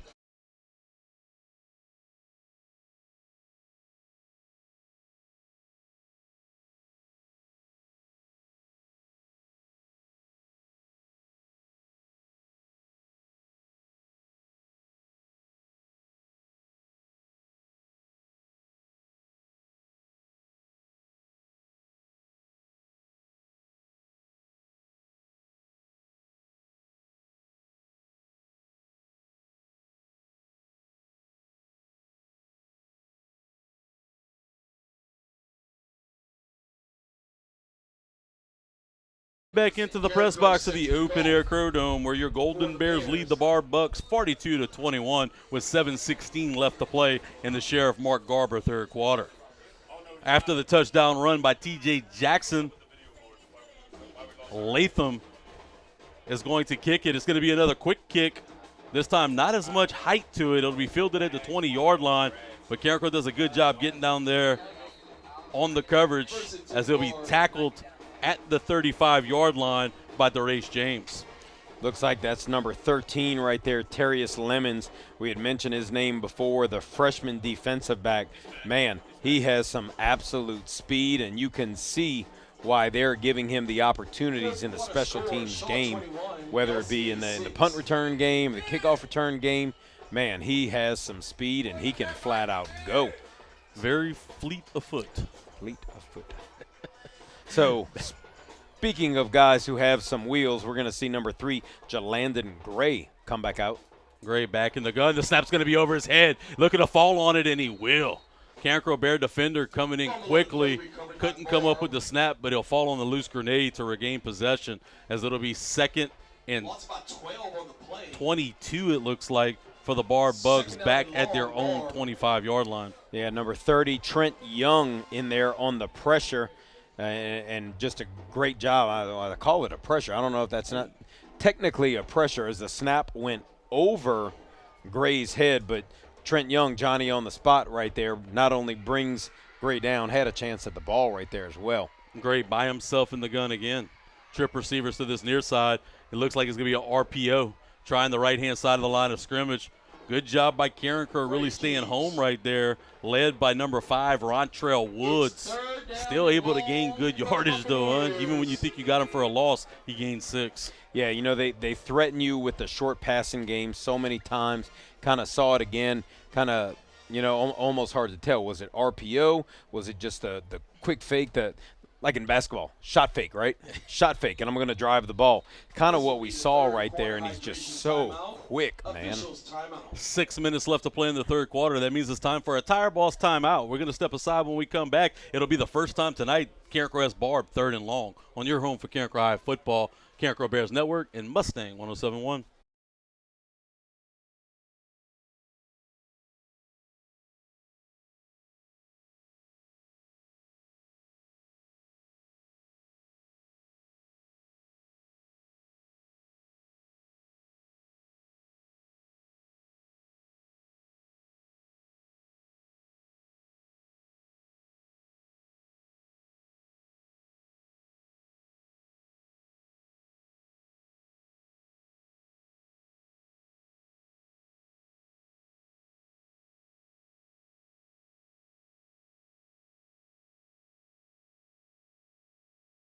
By Roos Field at the Open Air Crow Dome. It is 3rd and 15 right now for the Bucks.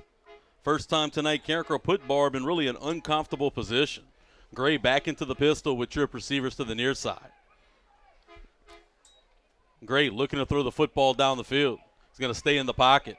Carencro bringing pressure from the backside. Now he's going to turn into a runner, runs out of 2 tackles, and is going to get to midfield and pick up the first down. That is a backbreaker into Carencro territory, as they had an opportunity to tackle him twice at the line of scrimmage and came up with nothing. Just got to be absolutely frustrating. Yeah, you have to kind of sitting up here, you see so many calls being made really well by the Carencro defensive staff. You had man coverage, everybody was locked up, complete. You know, you could have a coverage sack. Yeah, you kept them in the pocket, really. Kept them in the pocket. Hilaire was coming on the backside.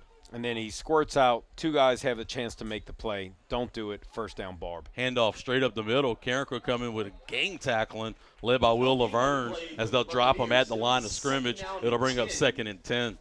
You know, and part of that is something that we've referenced the entire time. I think it was glaring last week against a huge Zachary team.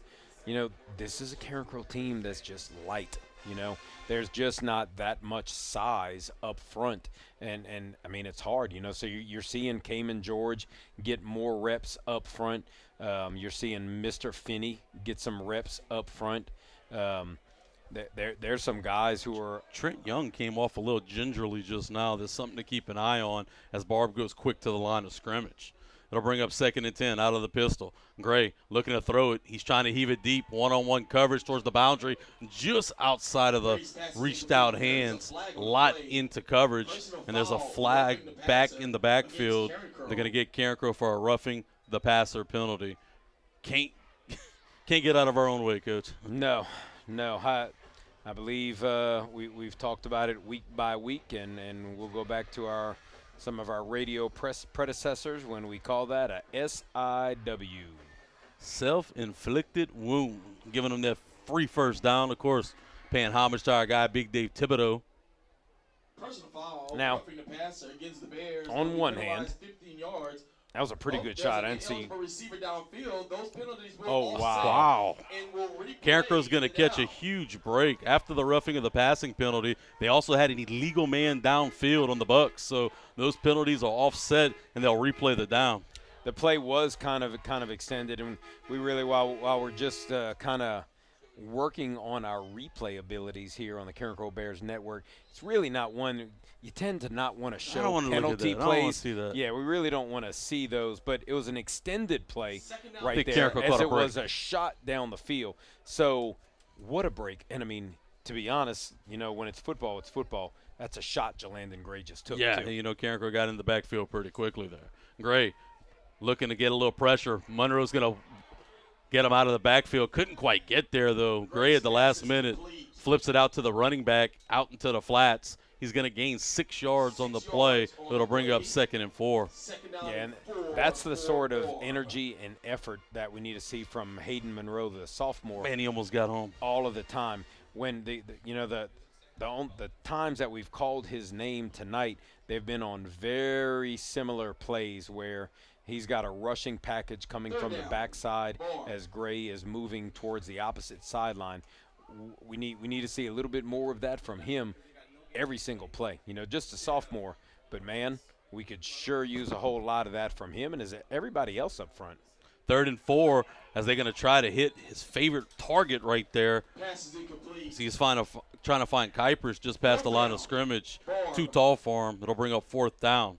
Yeah, and how about this? A little 4-on-4 crime. Number 4, Sawyer Kuipers.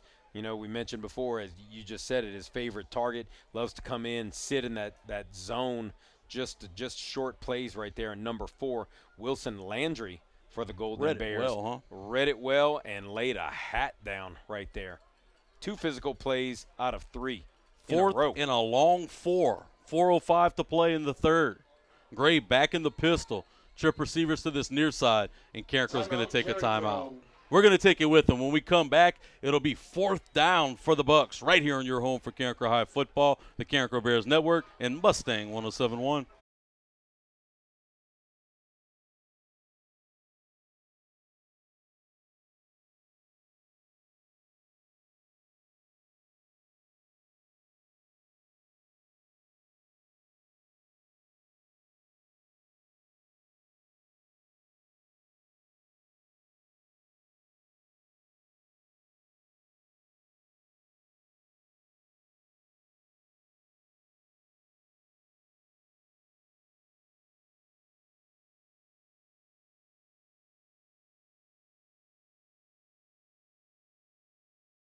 Open Air Crow Dome, where your Golden Bears lead the Barbe Bucks 42-21. Give a shout out to our guy, Mr. Ricky Doming, watching from home. We appreciate you, Mr. Ricky. 4th in a long 4 for the Bucks upcoming as Carencro's trying to get off the field for the first time tonight on defense. I don't think they stopped them since Derek Lotz had the interception in the end zone. No, it has been a minute. I mean, that one was pinned against the wall. Pinning the ears back right there. Lotz comes up with the play. I would much rather love to make a play at this point of the field rather than the end zone, but I'll take a stop any way we can get it. Gray back in the gun, resets his back towards his right. He's going to have trip receivers to the near side, 1 receiver out wide at the top of the screen. Now he's going to bring the back in a pistol look, looking to throw the football. Flushed out of the pocket by Laverne. Laverne couldn't get to him, and he has a lot of green in front of him. Cuts back towards the middle of the field where he'll slip, but that'll be enough for a 1st down to the Carencro 32.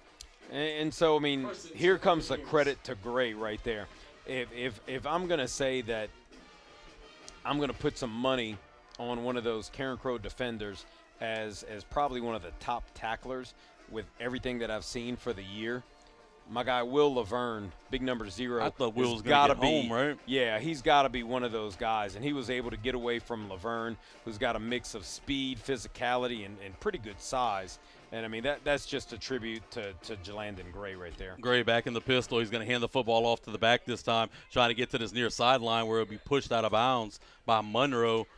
Gaining good yardage on that 1st down carry. They'll say he got to 7 yards down to the 25-yard line to bring up 2nd and 3. 2nd down and 3, Barbe. Yeah, Monroe gets there, kind of pushes him out of bounds. I love to see a little more physical play right there from Monroe. And I think that's something that the coaching staff is really trying to get out of him, to push him to be the player that he's capable of. You know, very, very, very talented, but he's kind of missing that physical knack. And only as a young sophomore, you know, it's there, it's coming, but I think we all want to see it a little bit quicker. Gray back in the gun. He's going to ride the running back and hand it off to him along the right side. Will Laverne meets him at the line, but he'll run through that arm tackle and push it across the 20 for our 1st down at the 19 for the Bucs as they continue this drive into Carencro territory with 3:10 left to play in the Sheriff Mark Garber 3rd quarter. Speaking of shout-outs and guys who are at home watching right now, he might not be at home. He's a little far away in Tennessee right now, but former Carencro Bear team Dr. Brian Granger tuning in with us right now. Pitch and catch with the easiness as Gray finds his favorite target. That was Kuipers catching the football over the middle for a touchdown for the Bucs. They're an inch closer. It's now 42-27 with 2:51 to play left in the 3rd. Another shout out. How about this from a former Carencro Bear, a guy who blocked for the likes of Ernest Lazard, Derek Beavers, Kevin Falk. How about Blake Roger giving us a little shout out back from home? Appreciate everybody. Blake Roger, love to see him week in, week out, and, you know, one of those great legacy guys. One of the funniest guys, too. Oh, still is. His son, a member of the offensive line here at Carencro now. Great young man, great family. Love his parents, too, all great people. They'll get Carencro encroachment, back it up 5. You want to see how funny he is. I can't even say what he texts me on air. We might get pulled. I don't know if I want to see. Might get pulled off, so maybe I'll show you later if you're nice. Yeah, got plenty of time. Speaking of time, we got 2:51 left in the third quarter, and if you're a Carencro fan, this game isn't going in the direction that you want. You want to see Carencro just pull ahead. Well, they had an opportunity to get them off the field and really put them away.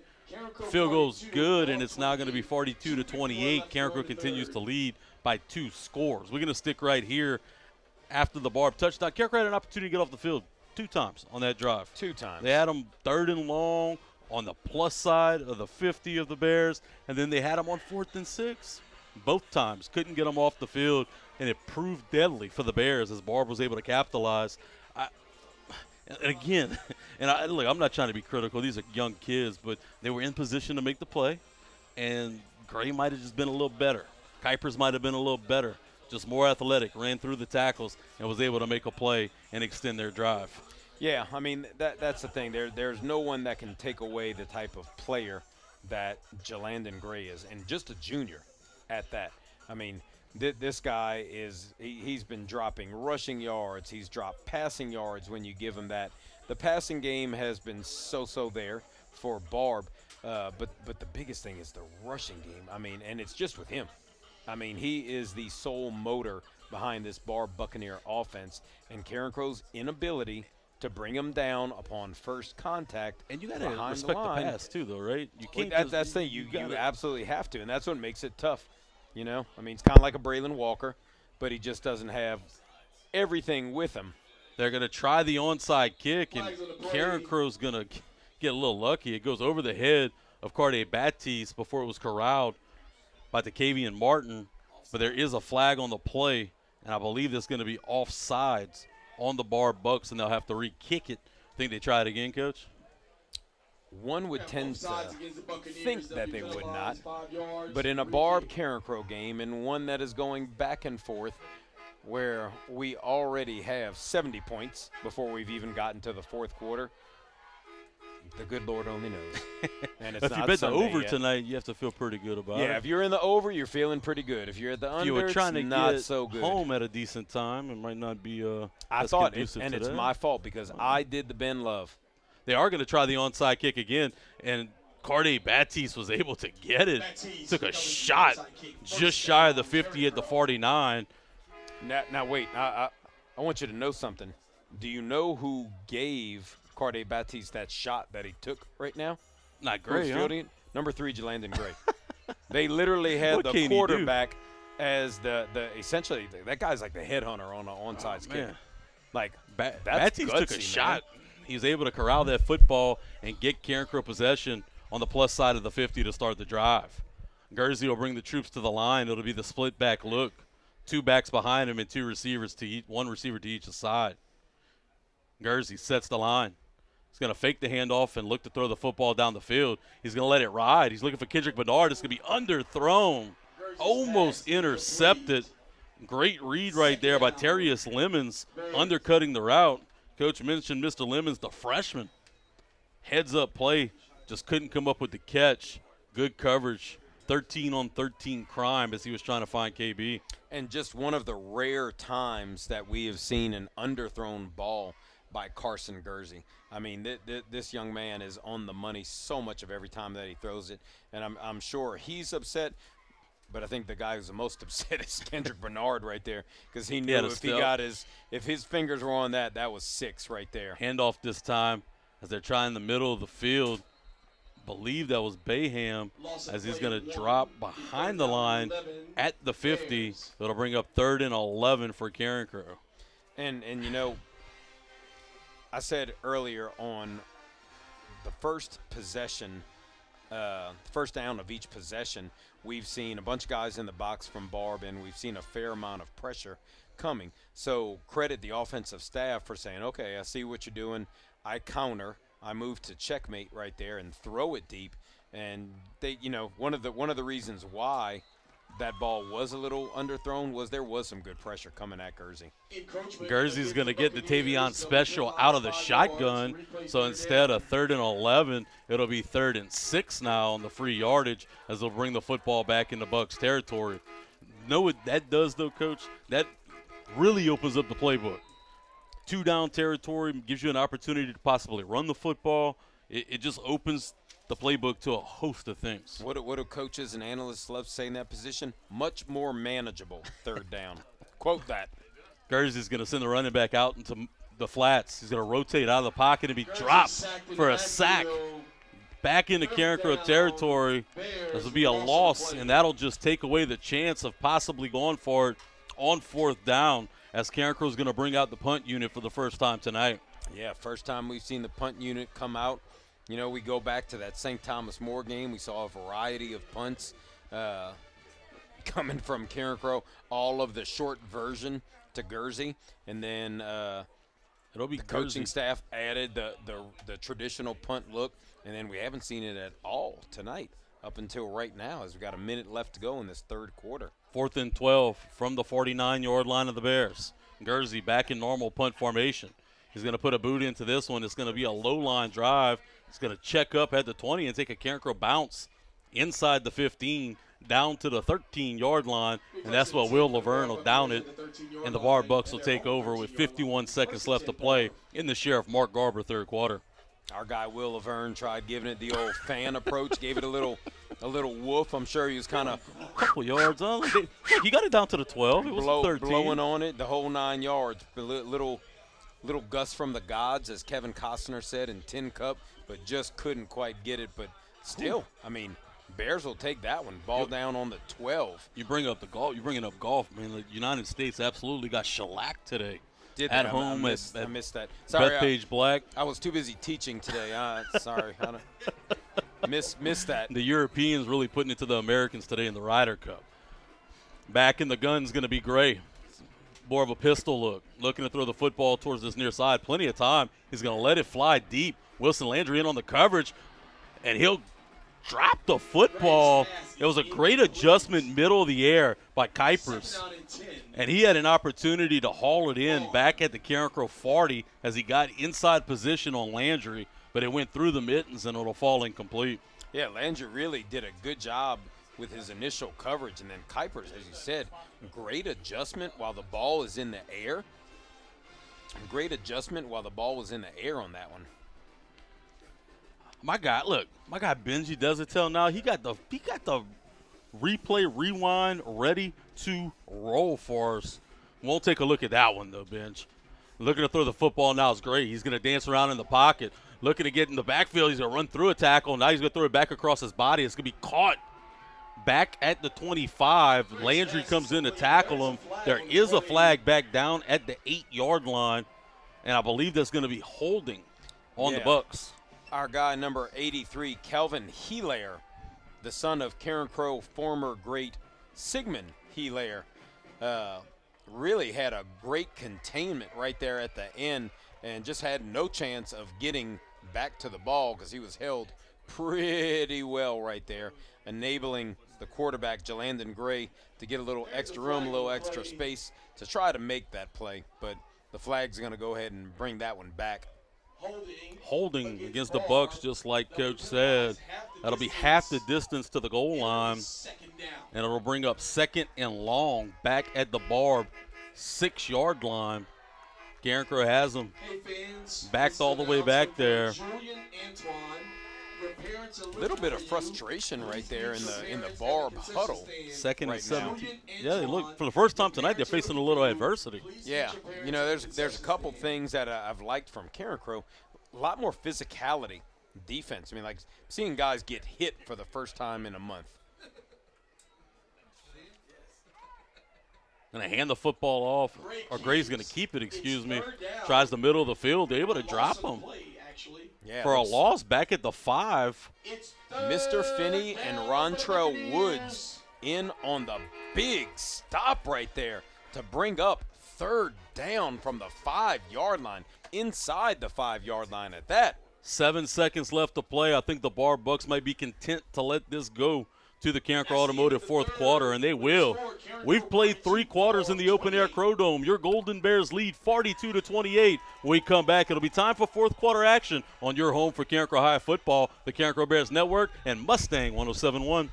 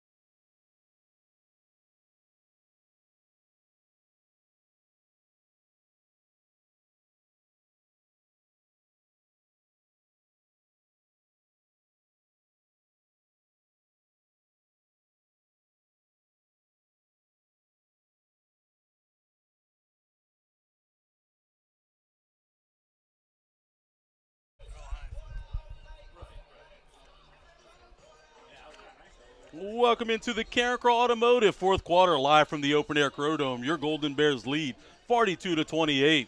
It's going to be 3rd and long for the Barb Bucks from their own 5-yard line.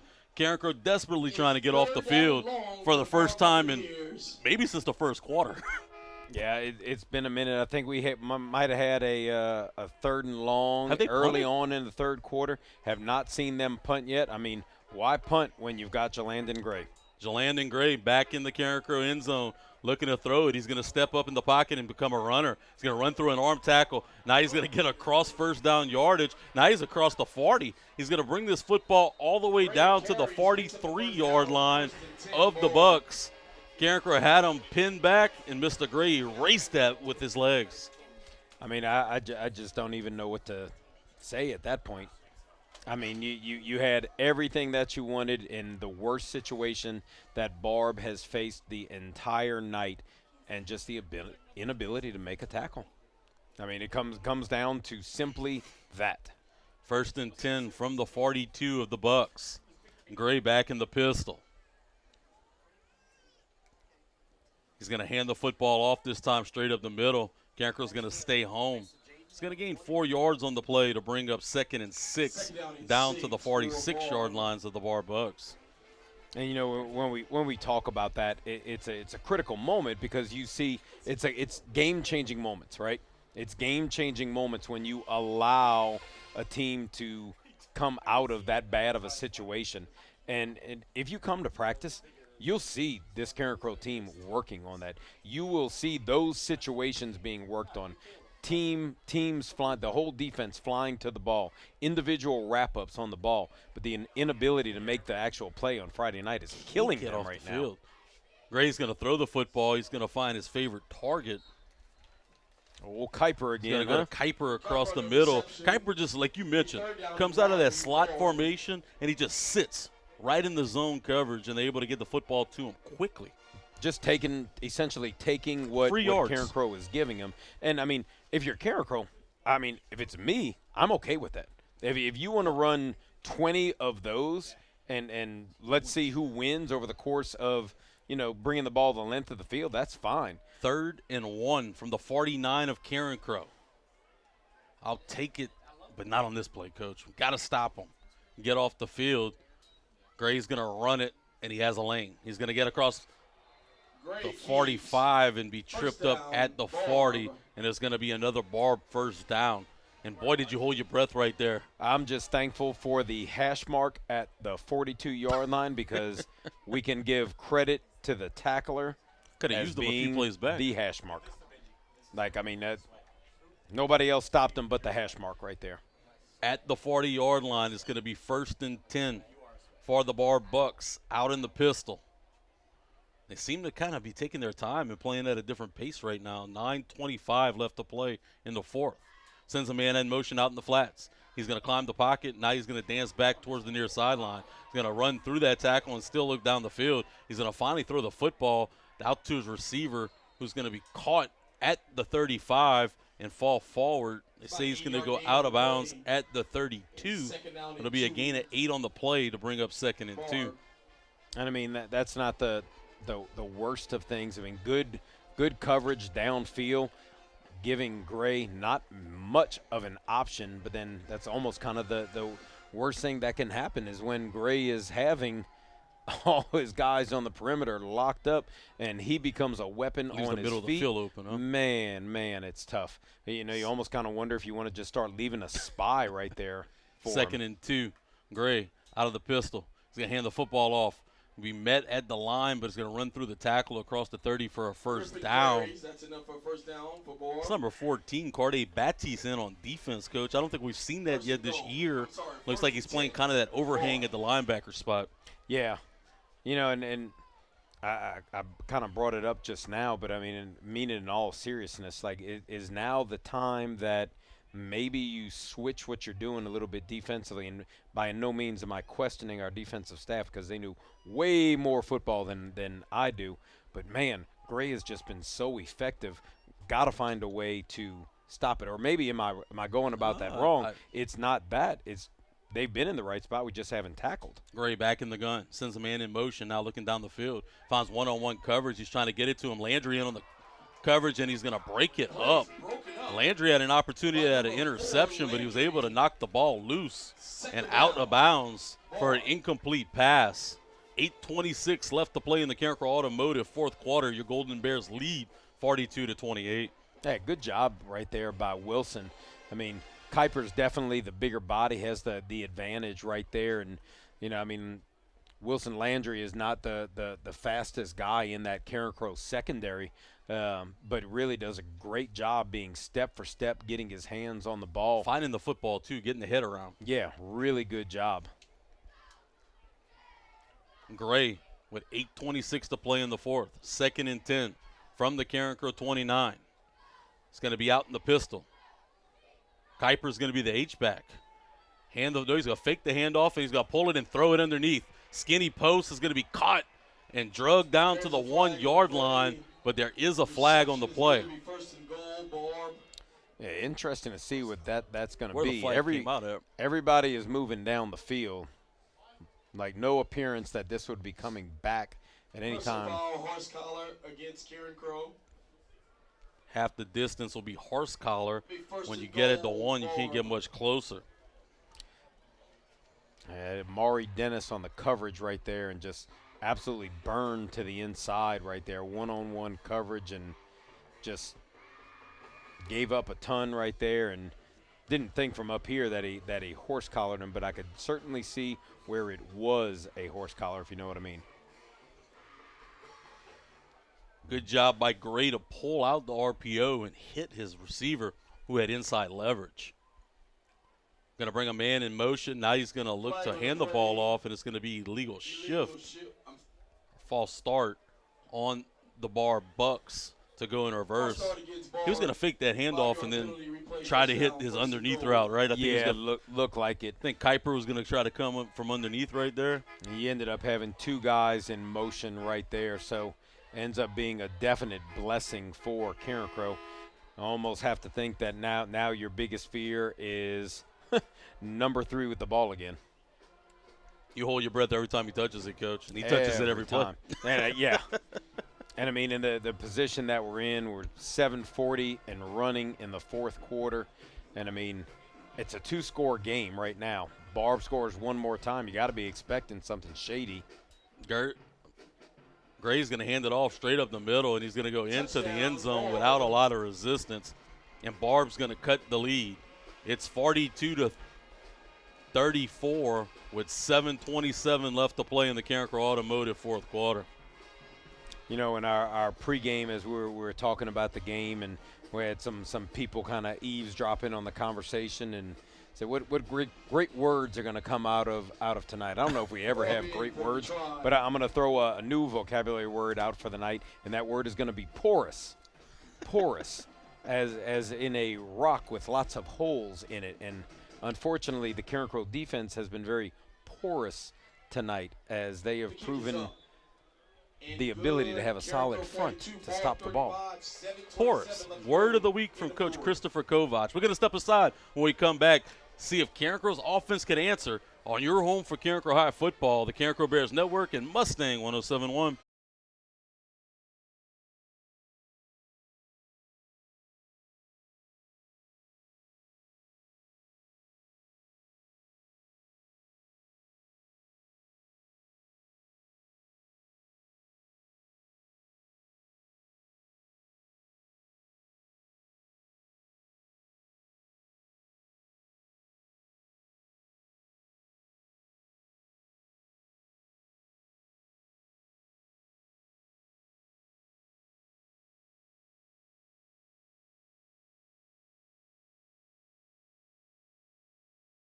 Welcome back to the Open Air Crow Dome. Your Carencro Bears clinging to a 42-35 lead against the Barbe Bucks with 7:27 to go in the Carencro Automotive fourth quarter. Barbe's going to elect to kick it deep. Kind of surprised. Duffy's going to catch it at his own 5. Has some running room towards this near sideline. He's going to get the edge. Duffy's across the 35. Duffy's across the 40. He'll finally be pushed out of bounds at the 47-yard line, and that's where Carson Gursey and company will come out to start the drive. Big opening setup right there. I'm shocked they kicked Duffy. it deep. I cannot believe. Even if they didn't. Have you not watched film? Have you not seen what happens when you just give Duffy a chance? But what I'm surprised, though, even if you wanted to kick it deep, I'm surprised it wouldn't some kind of directional or that's what I'm saying. Like, put it somewhere something. Other than make him line work drive for to it. him, really set him up on the edge. Carencro fans will take it. I want to throw you 2 scores real quick. Turling's 28, Westgate 15, Ooh. and Neville 16, St. Thomas More 6. Gursey back under center, stack receivers to the near side. He's going to hand the football off straight up the middle. Not bad push. Carencro will get 3 yards down to midfield. In on the carry, it looked like that was Kylan Taylor to bring up 2nd and 7 for Carencro as the clock goes under 7 minutes to play. I'm going to throw another score at you. Just as I was looking and I was about to get back to 5A. U High, 64. Collegiate Baton Rouge, the Dolphins, if you're wondering, 0. How Which does strip that mall happen? is that in? Handoff straight up the middle to Bayham. Bayham will bring it across the 50 to the 48 to gain 2 on the play. It'll bring up 3rd and 5 for the Bears. How does one go about getting games like that? Can't imagine a school like that has a. Here's another big one. Alexandria 59, Opelousas 6. Man, the Opelousas program really shifted in a downward direction. Lost the head coach. Had a really good senior class leave as Gursey sets the line. Gursey's going to hand the football off. Finds some running room. Taylor's out into the secondary. Taylor's going to get to the 20 and finally be drugged down from behind. That's a Papa Bear first down at the 15-yard line of the Bucks. Perfect call, perfect time. Barbe had loaded the box. They had a twist up front, and they sent the middle linebacker into the play side B-gap, just opening a hole for Taylor as he just absolutely exploded through. It's the 6-minute mark of the fourth quarter. That means it's time for a Tire Boss timeout. We'll step aside when we come back, see if the Crow Bears could punch it in the end zone on your home for Carencro High football, Mustang 107.1.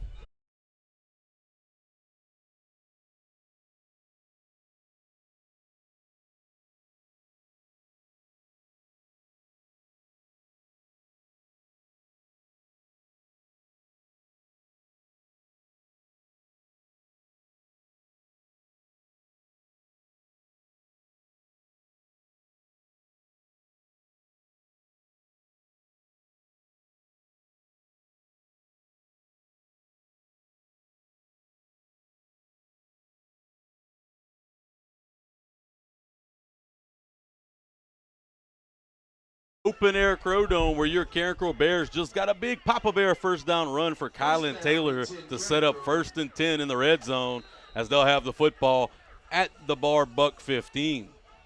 Under center, Gursey's going to go with 2 backs behind him. 2 stack receivers almost at the hash marks on this near side. And Gursey going to get it again. He's going to get him to jump. Tavion special as he's going to cut the sticks in half and pick up a free 5 yards as Carencro will get it down to the 10 of the Barbe Bucks. You know, that Carencro offense under Gavin Peters for the last 8 years, their ability to draw teams off sides has been just absolutely nuts. It doesn't matter who has been at the helm, at the quarterback. They have just done a great job. Falk to Caesar. Yeah, I mean, just to unreal. Bab, to Gursey, they all can do it. Gursey said against Westgate in the scrimmage, said, Coach, we could have done it every play if we wanted to. Gursey's going to hand the football off. Coming back across the middle of the field, that was Bayham. Couldn't quite get the football back to the line of scrimmage. It'll be a loss of 1 on the play to bring up 2nd and 6 at the 11. Really physical job right there by the Barbe Bucks defensively. I mean, they were at the line of scrimmage, instant contact. Great job by them right there. Carencro continues to stack these receivers. Yeah, on this near side. Kind of waiting for something out of that. Timeout for Carencro. We're going to stick right here. Let's talk a little bit about that. I remember Westgate used to do that when Keyshawn Butte was there. Yep. And they would stack those guys, and they would like to kind of flip it out to them, and the top guy would be the lead blocker. Another thing was worth noting, hadn't had a whole lot of CBAB sighting in the second half. Wonder if this isn't a good time to go to him, even if back shoulder or, really try to stretch him a little bit into the end zone. Yeah, I mean, he just lit everything up in the first half, right under, 2 Bills right there. And then it's been a little bit of a different approach. We've definitely seen more running of the ball, which, I mean, for good reason. I mean, a lot of times, I guess it's almost kind of like you either pass it all the time or you pass it when you need to. Kind of, One of the things that's really interesting tonight, though, is the emergence of Kylan Taylor. When they needed some big yards and some big plays tonight, the sophomore is really finding his footing on offense. Yeah, he's really been big. He's had some great runs. He's made some moves on the run, which is something that he had never been able to show in a game thus far. You know what I'd love to see right here? I'd love to see the ball in Kendrick Bernard's hands. I feel bad for him, but he missed out on that one before, slightly underthrown. Gursey is going to pitch it out, looking for the corner. Bayham's going to get into the end zone. Cue the horns. It's a big boy Finson touchdown as Carencro extends the lead. It's now 48-35 with 5:19 left to play in the ballgame. Got to say that's a big one, especially with time. 5:19 left on the clock. That's a big one, just the way that it's going to advance the score. Carencro should go up to 49-35, bringing it back to a 2-score lead. Interesting to see what we see on the kickoff right here. But it's going to come down to the same thing, right? Can Carencro execute? Not only execute, but just tackle. Just tackle. Get them to the ground. Just tackle. Can they leave the field on a stop? Gursey is going to go back to normal PAT depth. Can we please see a Barbe punt tonight once? Please. Please. Link and Gursey await the snap. It is down. Link's kick up, and it is good. Carencro extends the lead, 49-35. When we come back, we'll see if the Crow Bears can finally stop the Bucks right here in your home for Carencro High Football, Carencro Bears Network, and Mustang 107.1.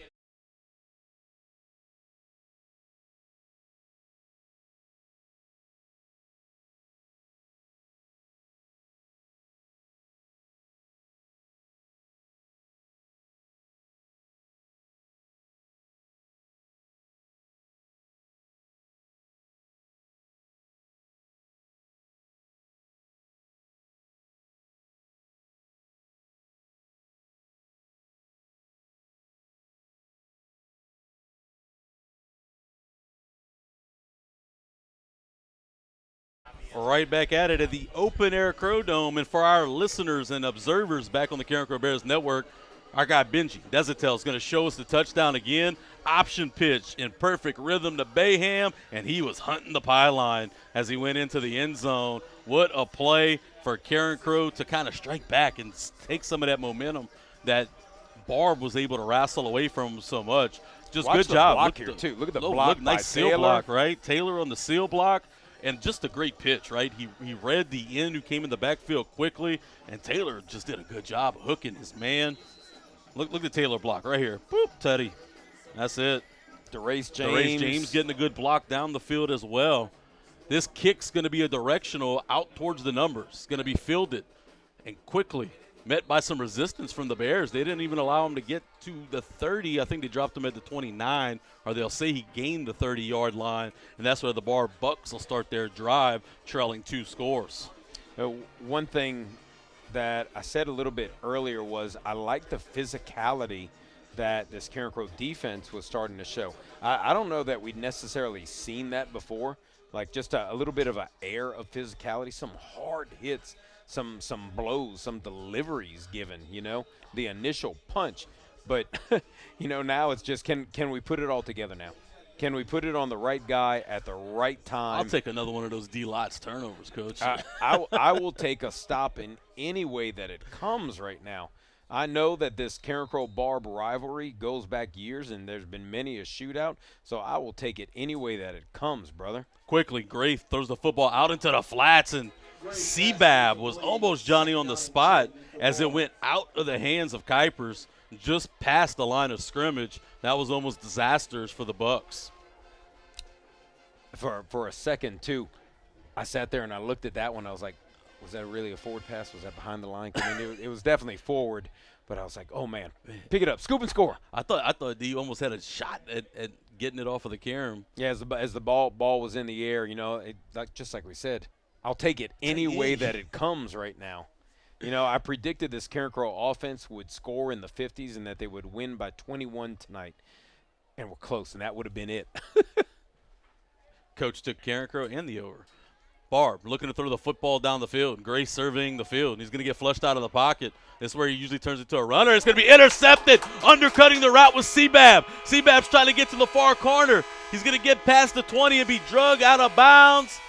That's the best stop turnover for the Carencro Bears as Seabab does it again. And Benji, if I can ask for a replay, I'll gladly watch that sucker again. Let's see it. Benji Desautel's going to hook us up on this replay right there. I'll celebrate the Seabab interception as Gray tried to extend the play. Just kind of floated around in the pocket. Hilaire looked like he was going to get to him, just couldn't get there. He threw it back across his body, and Babineau, reading his eyes, undercuts the route and does the rest of the work inside the red zone. What a play by the senior nickel state commit to give Carencro the football back. And our guy, Mr. Kuiper from Barbe there, trying to make the play, and Bab gave him the old Akeem Olajuwon, said, no, not today. Guernsey looking to throw the football deep, trying to find Kendrick Bernard. Bernard in and out of the hands as he was trying to high point the football. There is a flag on the play. I think Carencro will get the call. If that was against Carencro, I would be upset. I tell you what, I was impressed just physically with Bernard and how he played that ball. And as you said, how he kind of high-pointed, went out trying to get it right there. Waiting to see exactly what the call is. Carencro is going to get the pass interference. Oh, they're going to call it against Carencro. Interesting. And unsportsmanlike conduct. Unsportsmanlike conduct against Barbe, so it'll be penalty offsetting. I thought it was a good no call, right? Yeah, I really didn't even realize it could have been against Bernard. Did he extend? I didn't see it. I mean, it had to be relatively early because I thought once the ball was in the air in the end zone, I didn't see anything happening right there. They'll go march this back 15, then they'll march it back up 15. I think we're going to be able to pull it up and get a quick look at it Our guy again. Benji's, man, he's the guy right here on these replays. You think they can't just offset it and so they don't have to march back and forth, or they have to do that for sure? Would have been kind of easy. Guernsey going to be back in the shotgun. 2 stack receivers to this near side. 1 back onto his left. It's going to be Bayham. It's going to be a low snap, and there's going to be a flag on the play before it could get started. So we're excited on the Carencro Bears Network just to be able to be bringing the replay to you, and we appreciate you guys for being kind of patient with us as it's something new that we've introduced as cool, we're kind of we're one of we were the first public school in all of Lafayette Parish to bring live streaming and the radio to our viewers and listeners, and it's kind of something that we're just getting better with week by week. And again, it's all something that has been done and originated with Carencro High School students in the Academy of Information Technology, something that we're really proud and that we boast at Carencro High School. 1st and 10 from the 21-yard line of the Bucks. Gursey back in the gun with Bayham. Similar formation with the stack receivers to the near side. Gursey sets the line. He's going to hand it off to Bayhams. Met with some resistance immediately. Bounces off of a would-be tackler. Now he's trying to bring it towards this near sideline. He has some running room. He's going to pick up a block. He's hunting for the end zone. And that's a big boy Finson touchdown. No flags on the play, and Carencro extend the lead. It's now 55-35 with 4:35 left to play in the ball game. I got to tell you right there, Christopher Bayham going back into the tricks of Carencro tailbacks of old to reverse the field right there. Picked up some great blocks. And again, I think that's one of the big things. Talked about this team celebrating each other after scores. But, like, just right there, the sheer fact of them blocking for one another and realize, hey, we got a shot right here. Look at this. Coming back across Bam. the field after breaking the tackle. Look, he's pointing them out. Gursey, get that guy. Gursey's Bab, get trying to that get guy. there. Bernard, get the last guy, and then get into the end zone. Bayham gets to pay dirt. Kick is up, and the Malasson's Funeral Home PAT is good. Carencro leads 56-35. 21-point lead in the fourth quarter. Right here on your home for Carencro High football. Mustang 107.1.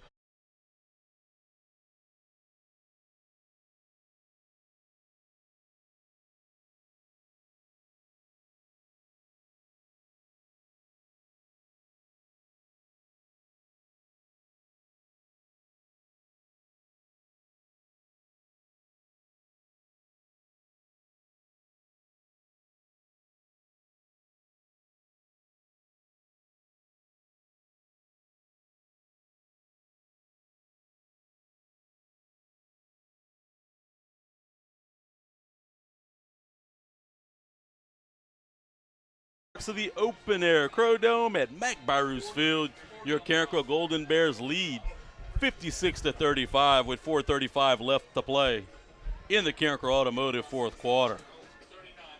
It's been a weird game, but you just reminded me something, Coach. It's Barbe Carencro. Anytime Barbe and Carencro have played, it has been anything short of routine.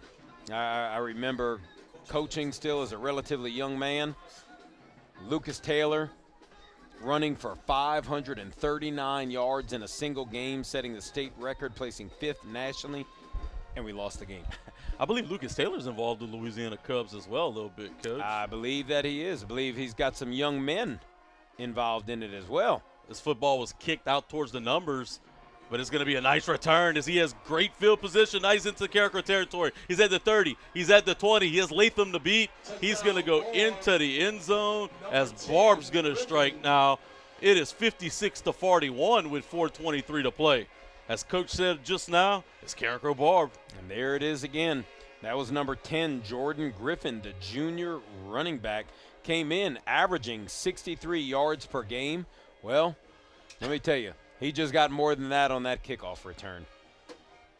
I mean, this Barbe team has been, okay over the first 3 weeks. But there is one thing that you cannot say about them. You cannot say that they do not have weapons. Speed they have for days. serious weapons. As we await the PAT, it's been a lot of fireworks in this ball game. The kick is up. And it is good. It's 56-42 as they make it a two-possession game as quickly as Carencro looks like they were going to put it away. We're going to stick right here after the Barbe touchdown. You got to be prepared for the onside kick. You got to be prepared for some directional stuff. Get your hands, guys, on there.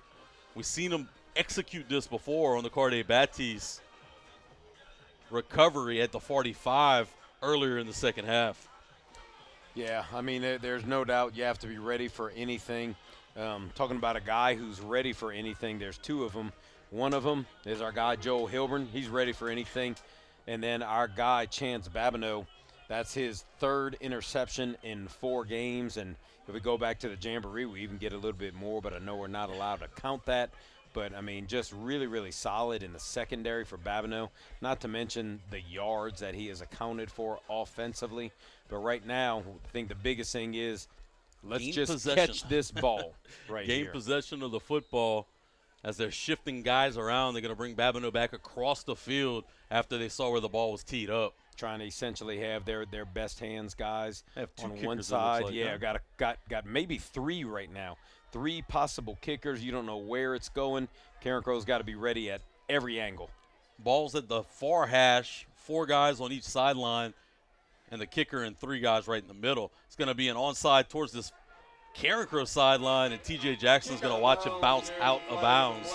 So Carencro's going to dodge the bullet and take over this football. And where it went out, I think they're going to get it inside Barbe Bucks territory. I do believe, and there's 4:23 in left in the game, so you've got a variety of things. One would expect naturally that Carencro would want to come out and kind of milk some clock. I said before, I don't want to say this too loud, but I predicted that Carencro would score 50 plus and they would win by 21. Well, they're at 56 right now. They were up by 21. I kind of need one more score just so I can seem like a soothsayer, Like I say, like I actually know a little bit of I don't know anything what I'm talking about, but at least maybe I can feel like I looked know for this a little game bit. on DraftKings and couldn't find it before we got here. So Yeah, I don't think it was there. Carencro's going to start this drive at the 48-yard line of the Barbe Bucks. Guernsey's going to go under center with 2 backs behind him. T.J. Jackson to go along with Kylan Taylor. Seababs, the lone receiver, to the top of the screen. 2 tight end look for the Bears. Hadn't seen that so much this year, period. Yeah, I love all the different looks. Guernsey's going to hand it off straight up the middle. I believe that was Jackson on the carry. Jackson's going to get it down to the 45-yard line. It's going to be a gain of 3 on the play and bring up 2nd and 7 with 4 minutes left to play in this Carencro Automotive 4th quarter. I like Jackson in the game right there. It's got little Taylor beef, in the huh? game as well. Like it's a little bit of an extra punch, kind of if we talk Thunder Lightning, Bayham's kind of that lightning guy, and then with TJ and Taylor, it's a little bit more thunder right there. And I think you're at a place right now where you really have to come out and impose your will offensively. You got to get a push. You got to pick up 3 to 4 yards on every single down and move the ball down the field. Guernsey under center, hands it off to Taylor. Taylor has running room along the right side. He's going to get the football close to Papa Bear first down yardage as they finally drag him down across the 40, and it will be a Papa Bear first down as they'll move the sticks on the far sideline. I said 3 or 4. I like 7 though. 7. I like 6. I like 7. I like that. I Either won't way. be too, I'm not too picky. No, I'm not going to be picky at all. Like I said, I'm trying to selfishly. I want to get that other score. I don't know The if ultimate, it'll. I told you so, right? Yeah. Yeah. I don't know that. Do you do that to your wife too? Like when you? No, not so Nah. much. Okay. Nah. Just our listeners back at home. I do what I'm told. Well, I First don't know if she agrees with that or not, but From the 38, Guernsey under center. And I believe he got him again. That might have been the 5th time tonight, Coach. Free yardage. Tavion Special cut the sticks in half in this football. ooh, there's not too much. You feel bad enough when you do it, and then when they yank you from the field yeah. and sub you out. And they watch Ooh. film and they're telling you all week, hold your water. Don't jump. Stay home. And I believe that's the 5th time tonight we picked up 5 free yards. Yeah.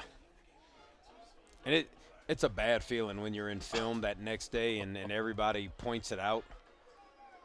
Guernsey under center. Sets the line. Hands the football off up the middle. Be tripped up just shy of the 30-yard line. It'd be a gain of a couple on the play as T.J. Jackson will be tripped up. Barbe will go ahead and elect to use a timeout right now and stop the clock, see if they can ease a little bit of the pain, so to speak. Of course, if you stick with us after the game for the Coca-Cola post-game show, we're going to give you stats, scores from around the area, and anoint our Louisiana Cubs player of the game. Got a couple couple guys in the running. There's we a had couple good candidates. You know, we had our guy who's kind of been there each and every week and has an opportunity to win that award every time he steps on the field. A couple other guys I got my eyes on too, Coach. It's up for the debate in the Coca-Cola post-game show. Yeah, we'll get some statistics from our buddy Joel Hilburn, kind of mull it over and see what a consensus is up here. You know, you made me think of, we were talking, going to film the next day, and everybody sees you jump off sides. My senior year, we had a guy that had the opportunity to play a little bit, hadn't really played a lot before, and he jumped off sides in a goal line situation. And Coach called out his name. You know, I'm not going to say his name, but it's Smith. And he said, "I know, Coach, I know. I'm stupid." Nobody could even tell him anything after that. I mean, he beat everybody to the punch, and everybody laughed because we were able to win that night. So, I mean, it's always good. When but it comes off of a W, it's a little different. It's a little bit easier. Guernsey back under center. Hands the football off to Taylor. He's going to whip it back to Duffy. Duffy's going to cut it back towards the middle of the field. Looking for running room. Makes another man miss. Now he's going to get it to this far sideline to the 20. Going to juke back inside. An inside cut again. Still on his feet. They'll finally drag him down inside the 5-yard line. And that's a Papa Bear first down run on the reverse. Duffy made him dance in a phone booth. And there are Barbe players down everywhere right now. There were guys running into one another, guys getting ear-holed by Carencro players. We got to see it again. That's a definite replay, and here we go. Get your popcorn, guys. He's going to hand the football off to Taylor to start out. Just casual Duffy. Darts inside. Oh, my God. Look, another juke. Watch this one. This one right here is my favorite. Whoop, whoop. Count them. Count them. Man, oh, man. Coach Sanji was using all of his hands and toes to count how many tackles I missed on that one. There were some jukes. There were some jives. There was, here's a hip, take it back. A little bit of everything right there. What a job by Duffy getting that football inside the 5 as Carencro looks to ice this one. 2:20 left to play in the Carencro Automotive fourth quarter. We'll see number 6, Tristan Bilbo, senior defensive back, also a basketball player over at Barbe. He'll kind of gingerly walk off the field, but glad to see him get off the field of his own volition. It's your buddy over there, the coach at Barbe, huh? Head coach. New coach. New coach this year. New coach. Okay. So yet another guy who I coached against when he was in high school came back and was very, very successful as the girls' head coach, has now taken over the boys' program at Barbe.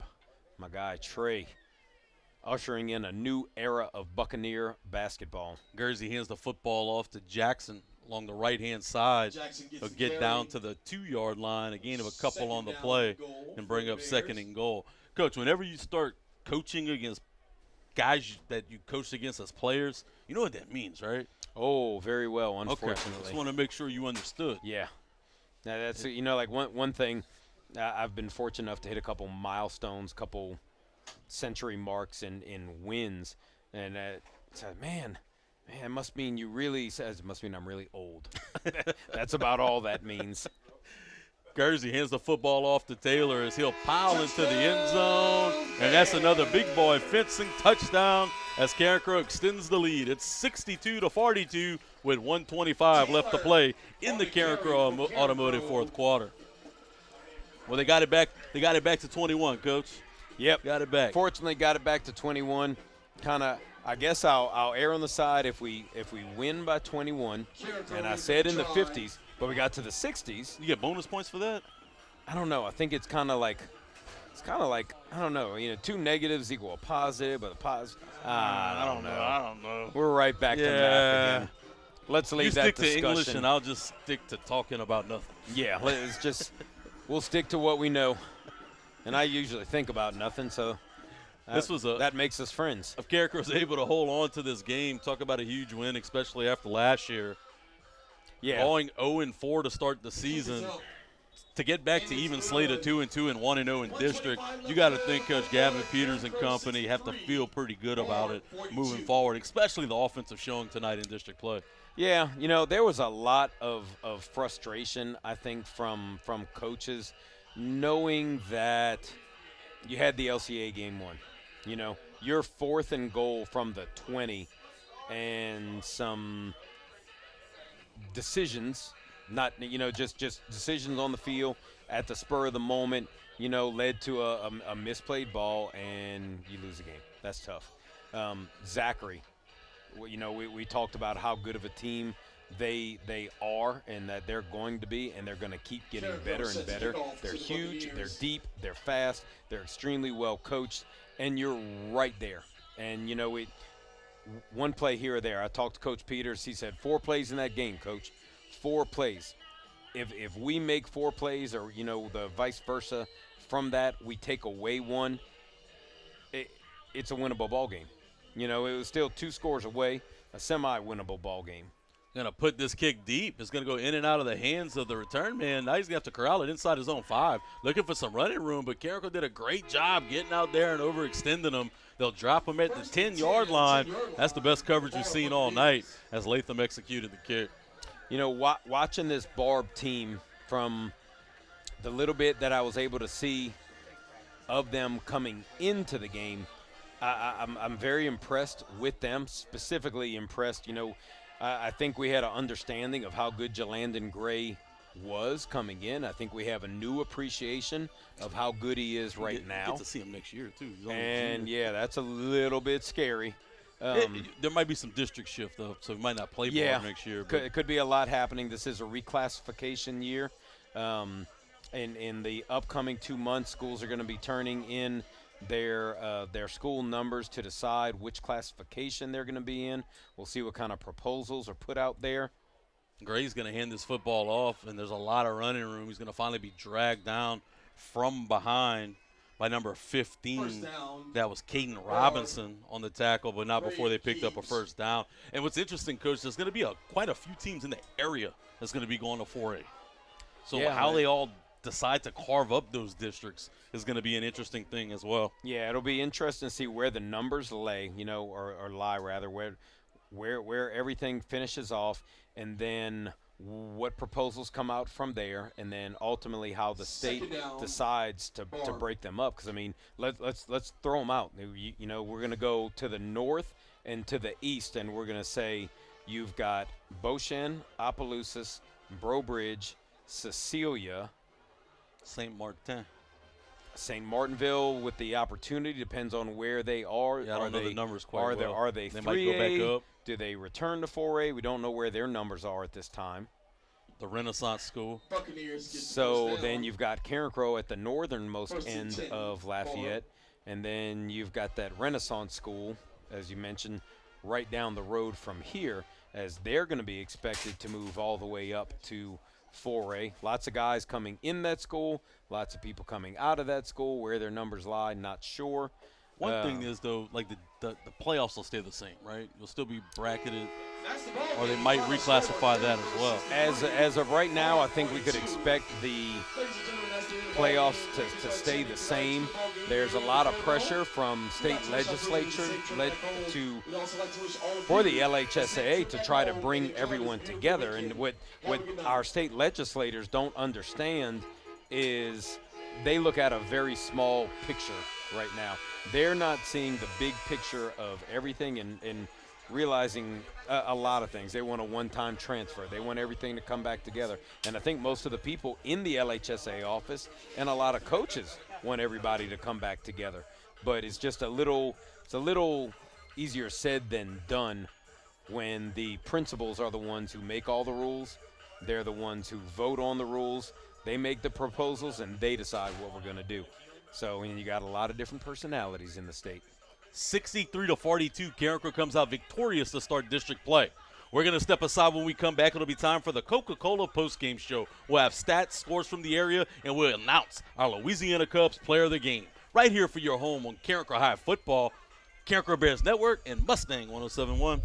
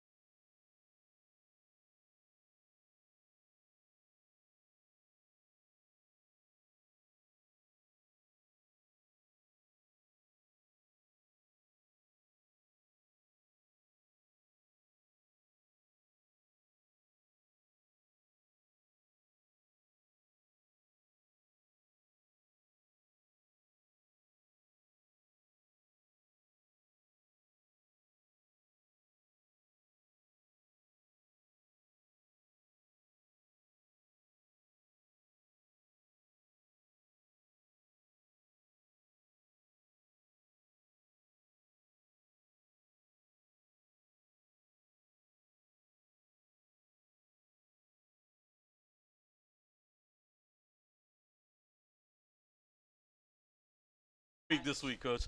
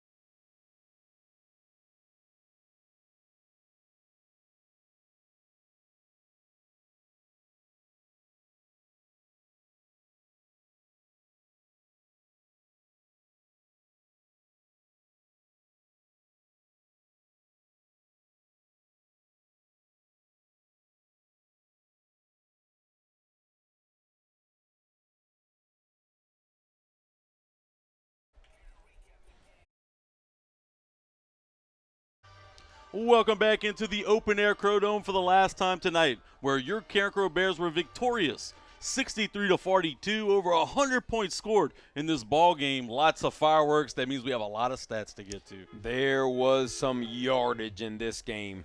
I mean, flat out yardage. Barbe finishes the night 21 first downs, 262 on the ground, 218 through the air, and the vast bulk of those rushing yards came through the feet of number 3, the junior quarterback, Jalandon Gray.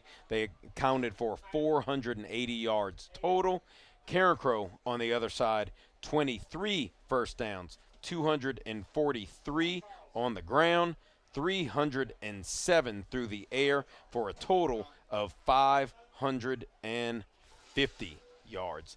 They were putting it down. I mean, it was just a clinic of offense tonight, and Carencro got it done a variety of different ways on the ground. Got a lot of backs involved, like you mentioned. Hey, Taylor, for my money, this was kind of his coming out party. This is the Taylor I was looking to see all year long, kind of getting his feet from under him in his sophomore season. Tonight goes for 70 yards, a couple touchdowns on the ground as well. I think if we get that version of Kylan Taylor going forward, that makes this offense just so much more harder to defend, because you got to respect the running game a little bit more. And that's no slight to guys like Carde Batiste or Chris Baham. It's just he's a little different. It's a different component because he's just built so much differently. He's a big frame. And what we saw tonight was not just the frame. I mean, we're talking about a guy who has grown tremendously from the time that he's gotten here. He's gotten faster, and what we saw that was kind of different was not only the power game running straight ahead. We saw jump cuts thrown in here. We saw planting his foot in the mud and getting a hard diagonal cut up the field. Things that we just hadn't seen from him before, and I agree with you. If we continue to see that from him, it's another dimension to an already potent offense. Carson Gursey, 245 yards through the air tonight, getting majority of that, 193 to CBAP, including 2 huge touchdowns in the ball game. He just had a whale of a game, add in the interception. Coach, with that being said, we talked about a number of different guys. For my money, the Louisiana Cubs player of the game, again, is going to be Chance Babineau. Yeah, I mean, we discussed it quite well up here in the press box. There were guys. Duffy had big plays. Taylor had – I thought Taylor was outstanding throughout the night. None of it happens without the guy literally quarterbacking everything in Carson Gursey. But, we're looking at a Chance Babineau who had 200 yards in receiving for the most part before we even got to the halftime mark, and then made his mark on defense as well. I mean, just all around getting it done, solid. When the time came to block, he was there to block. Our player of the game all the way.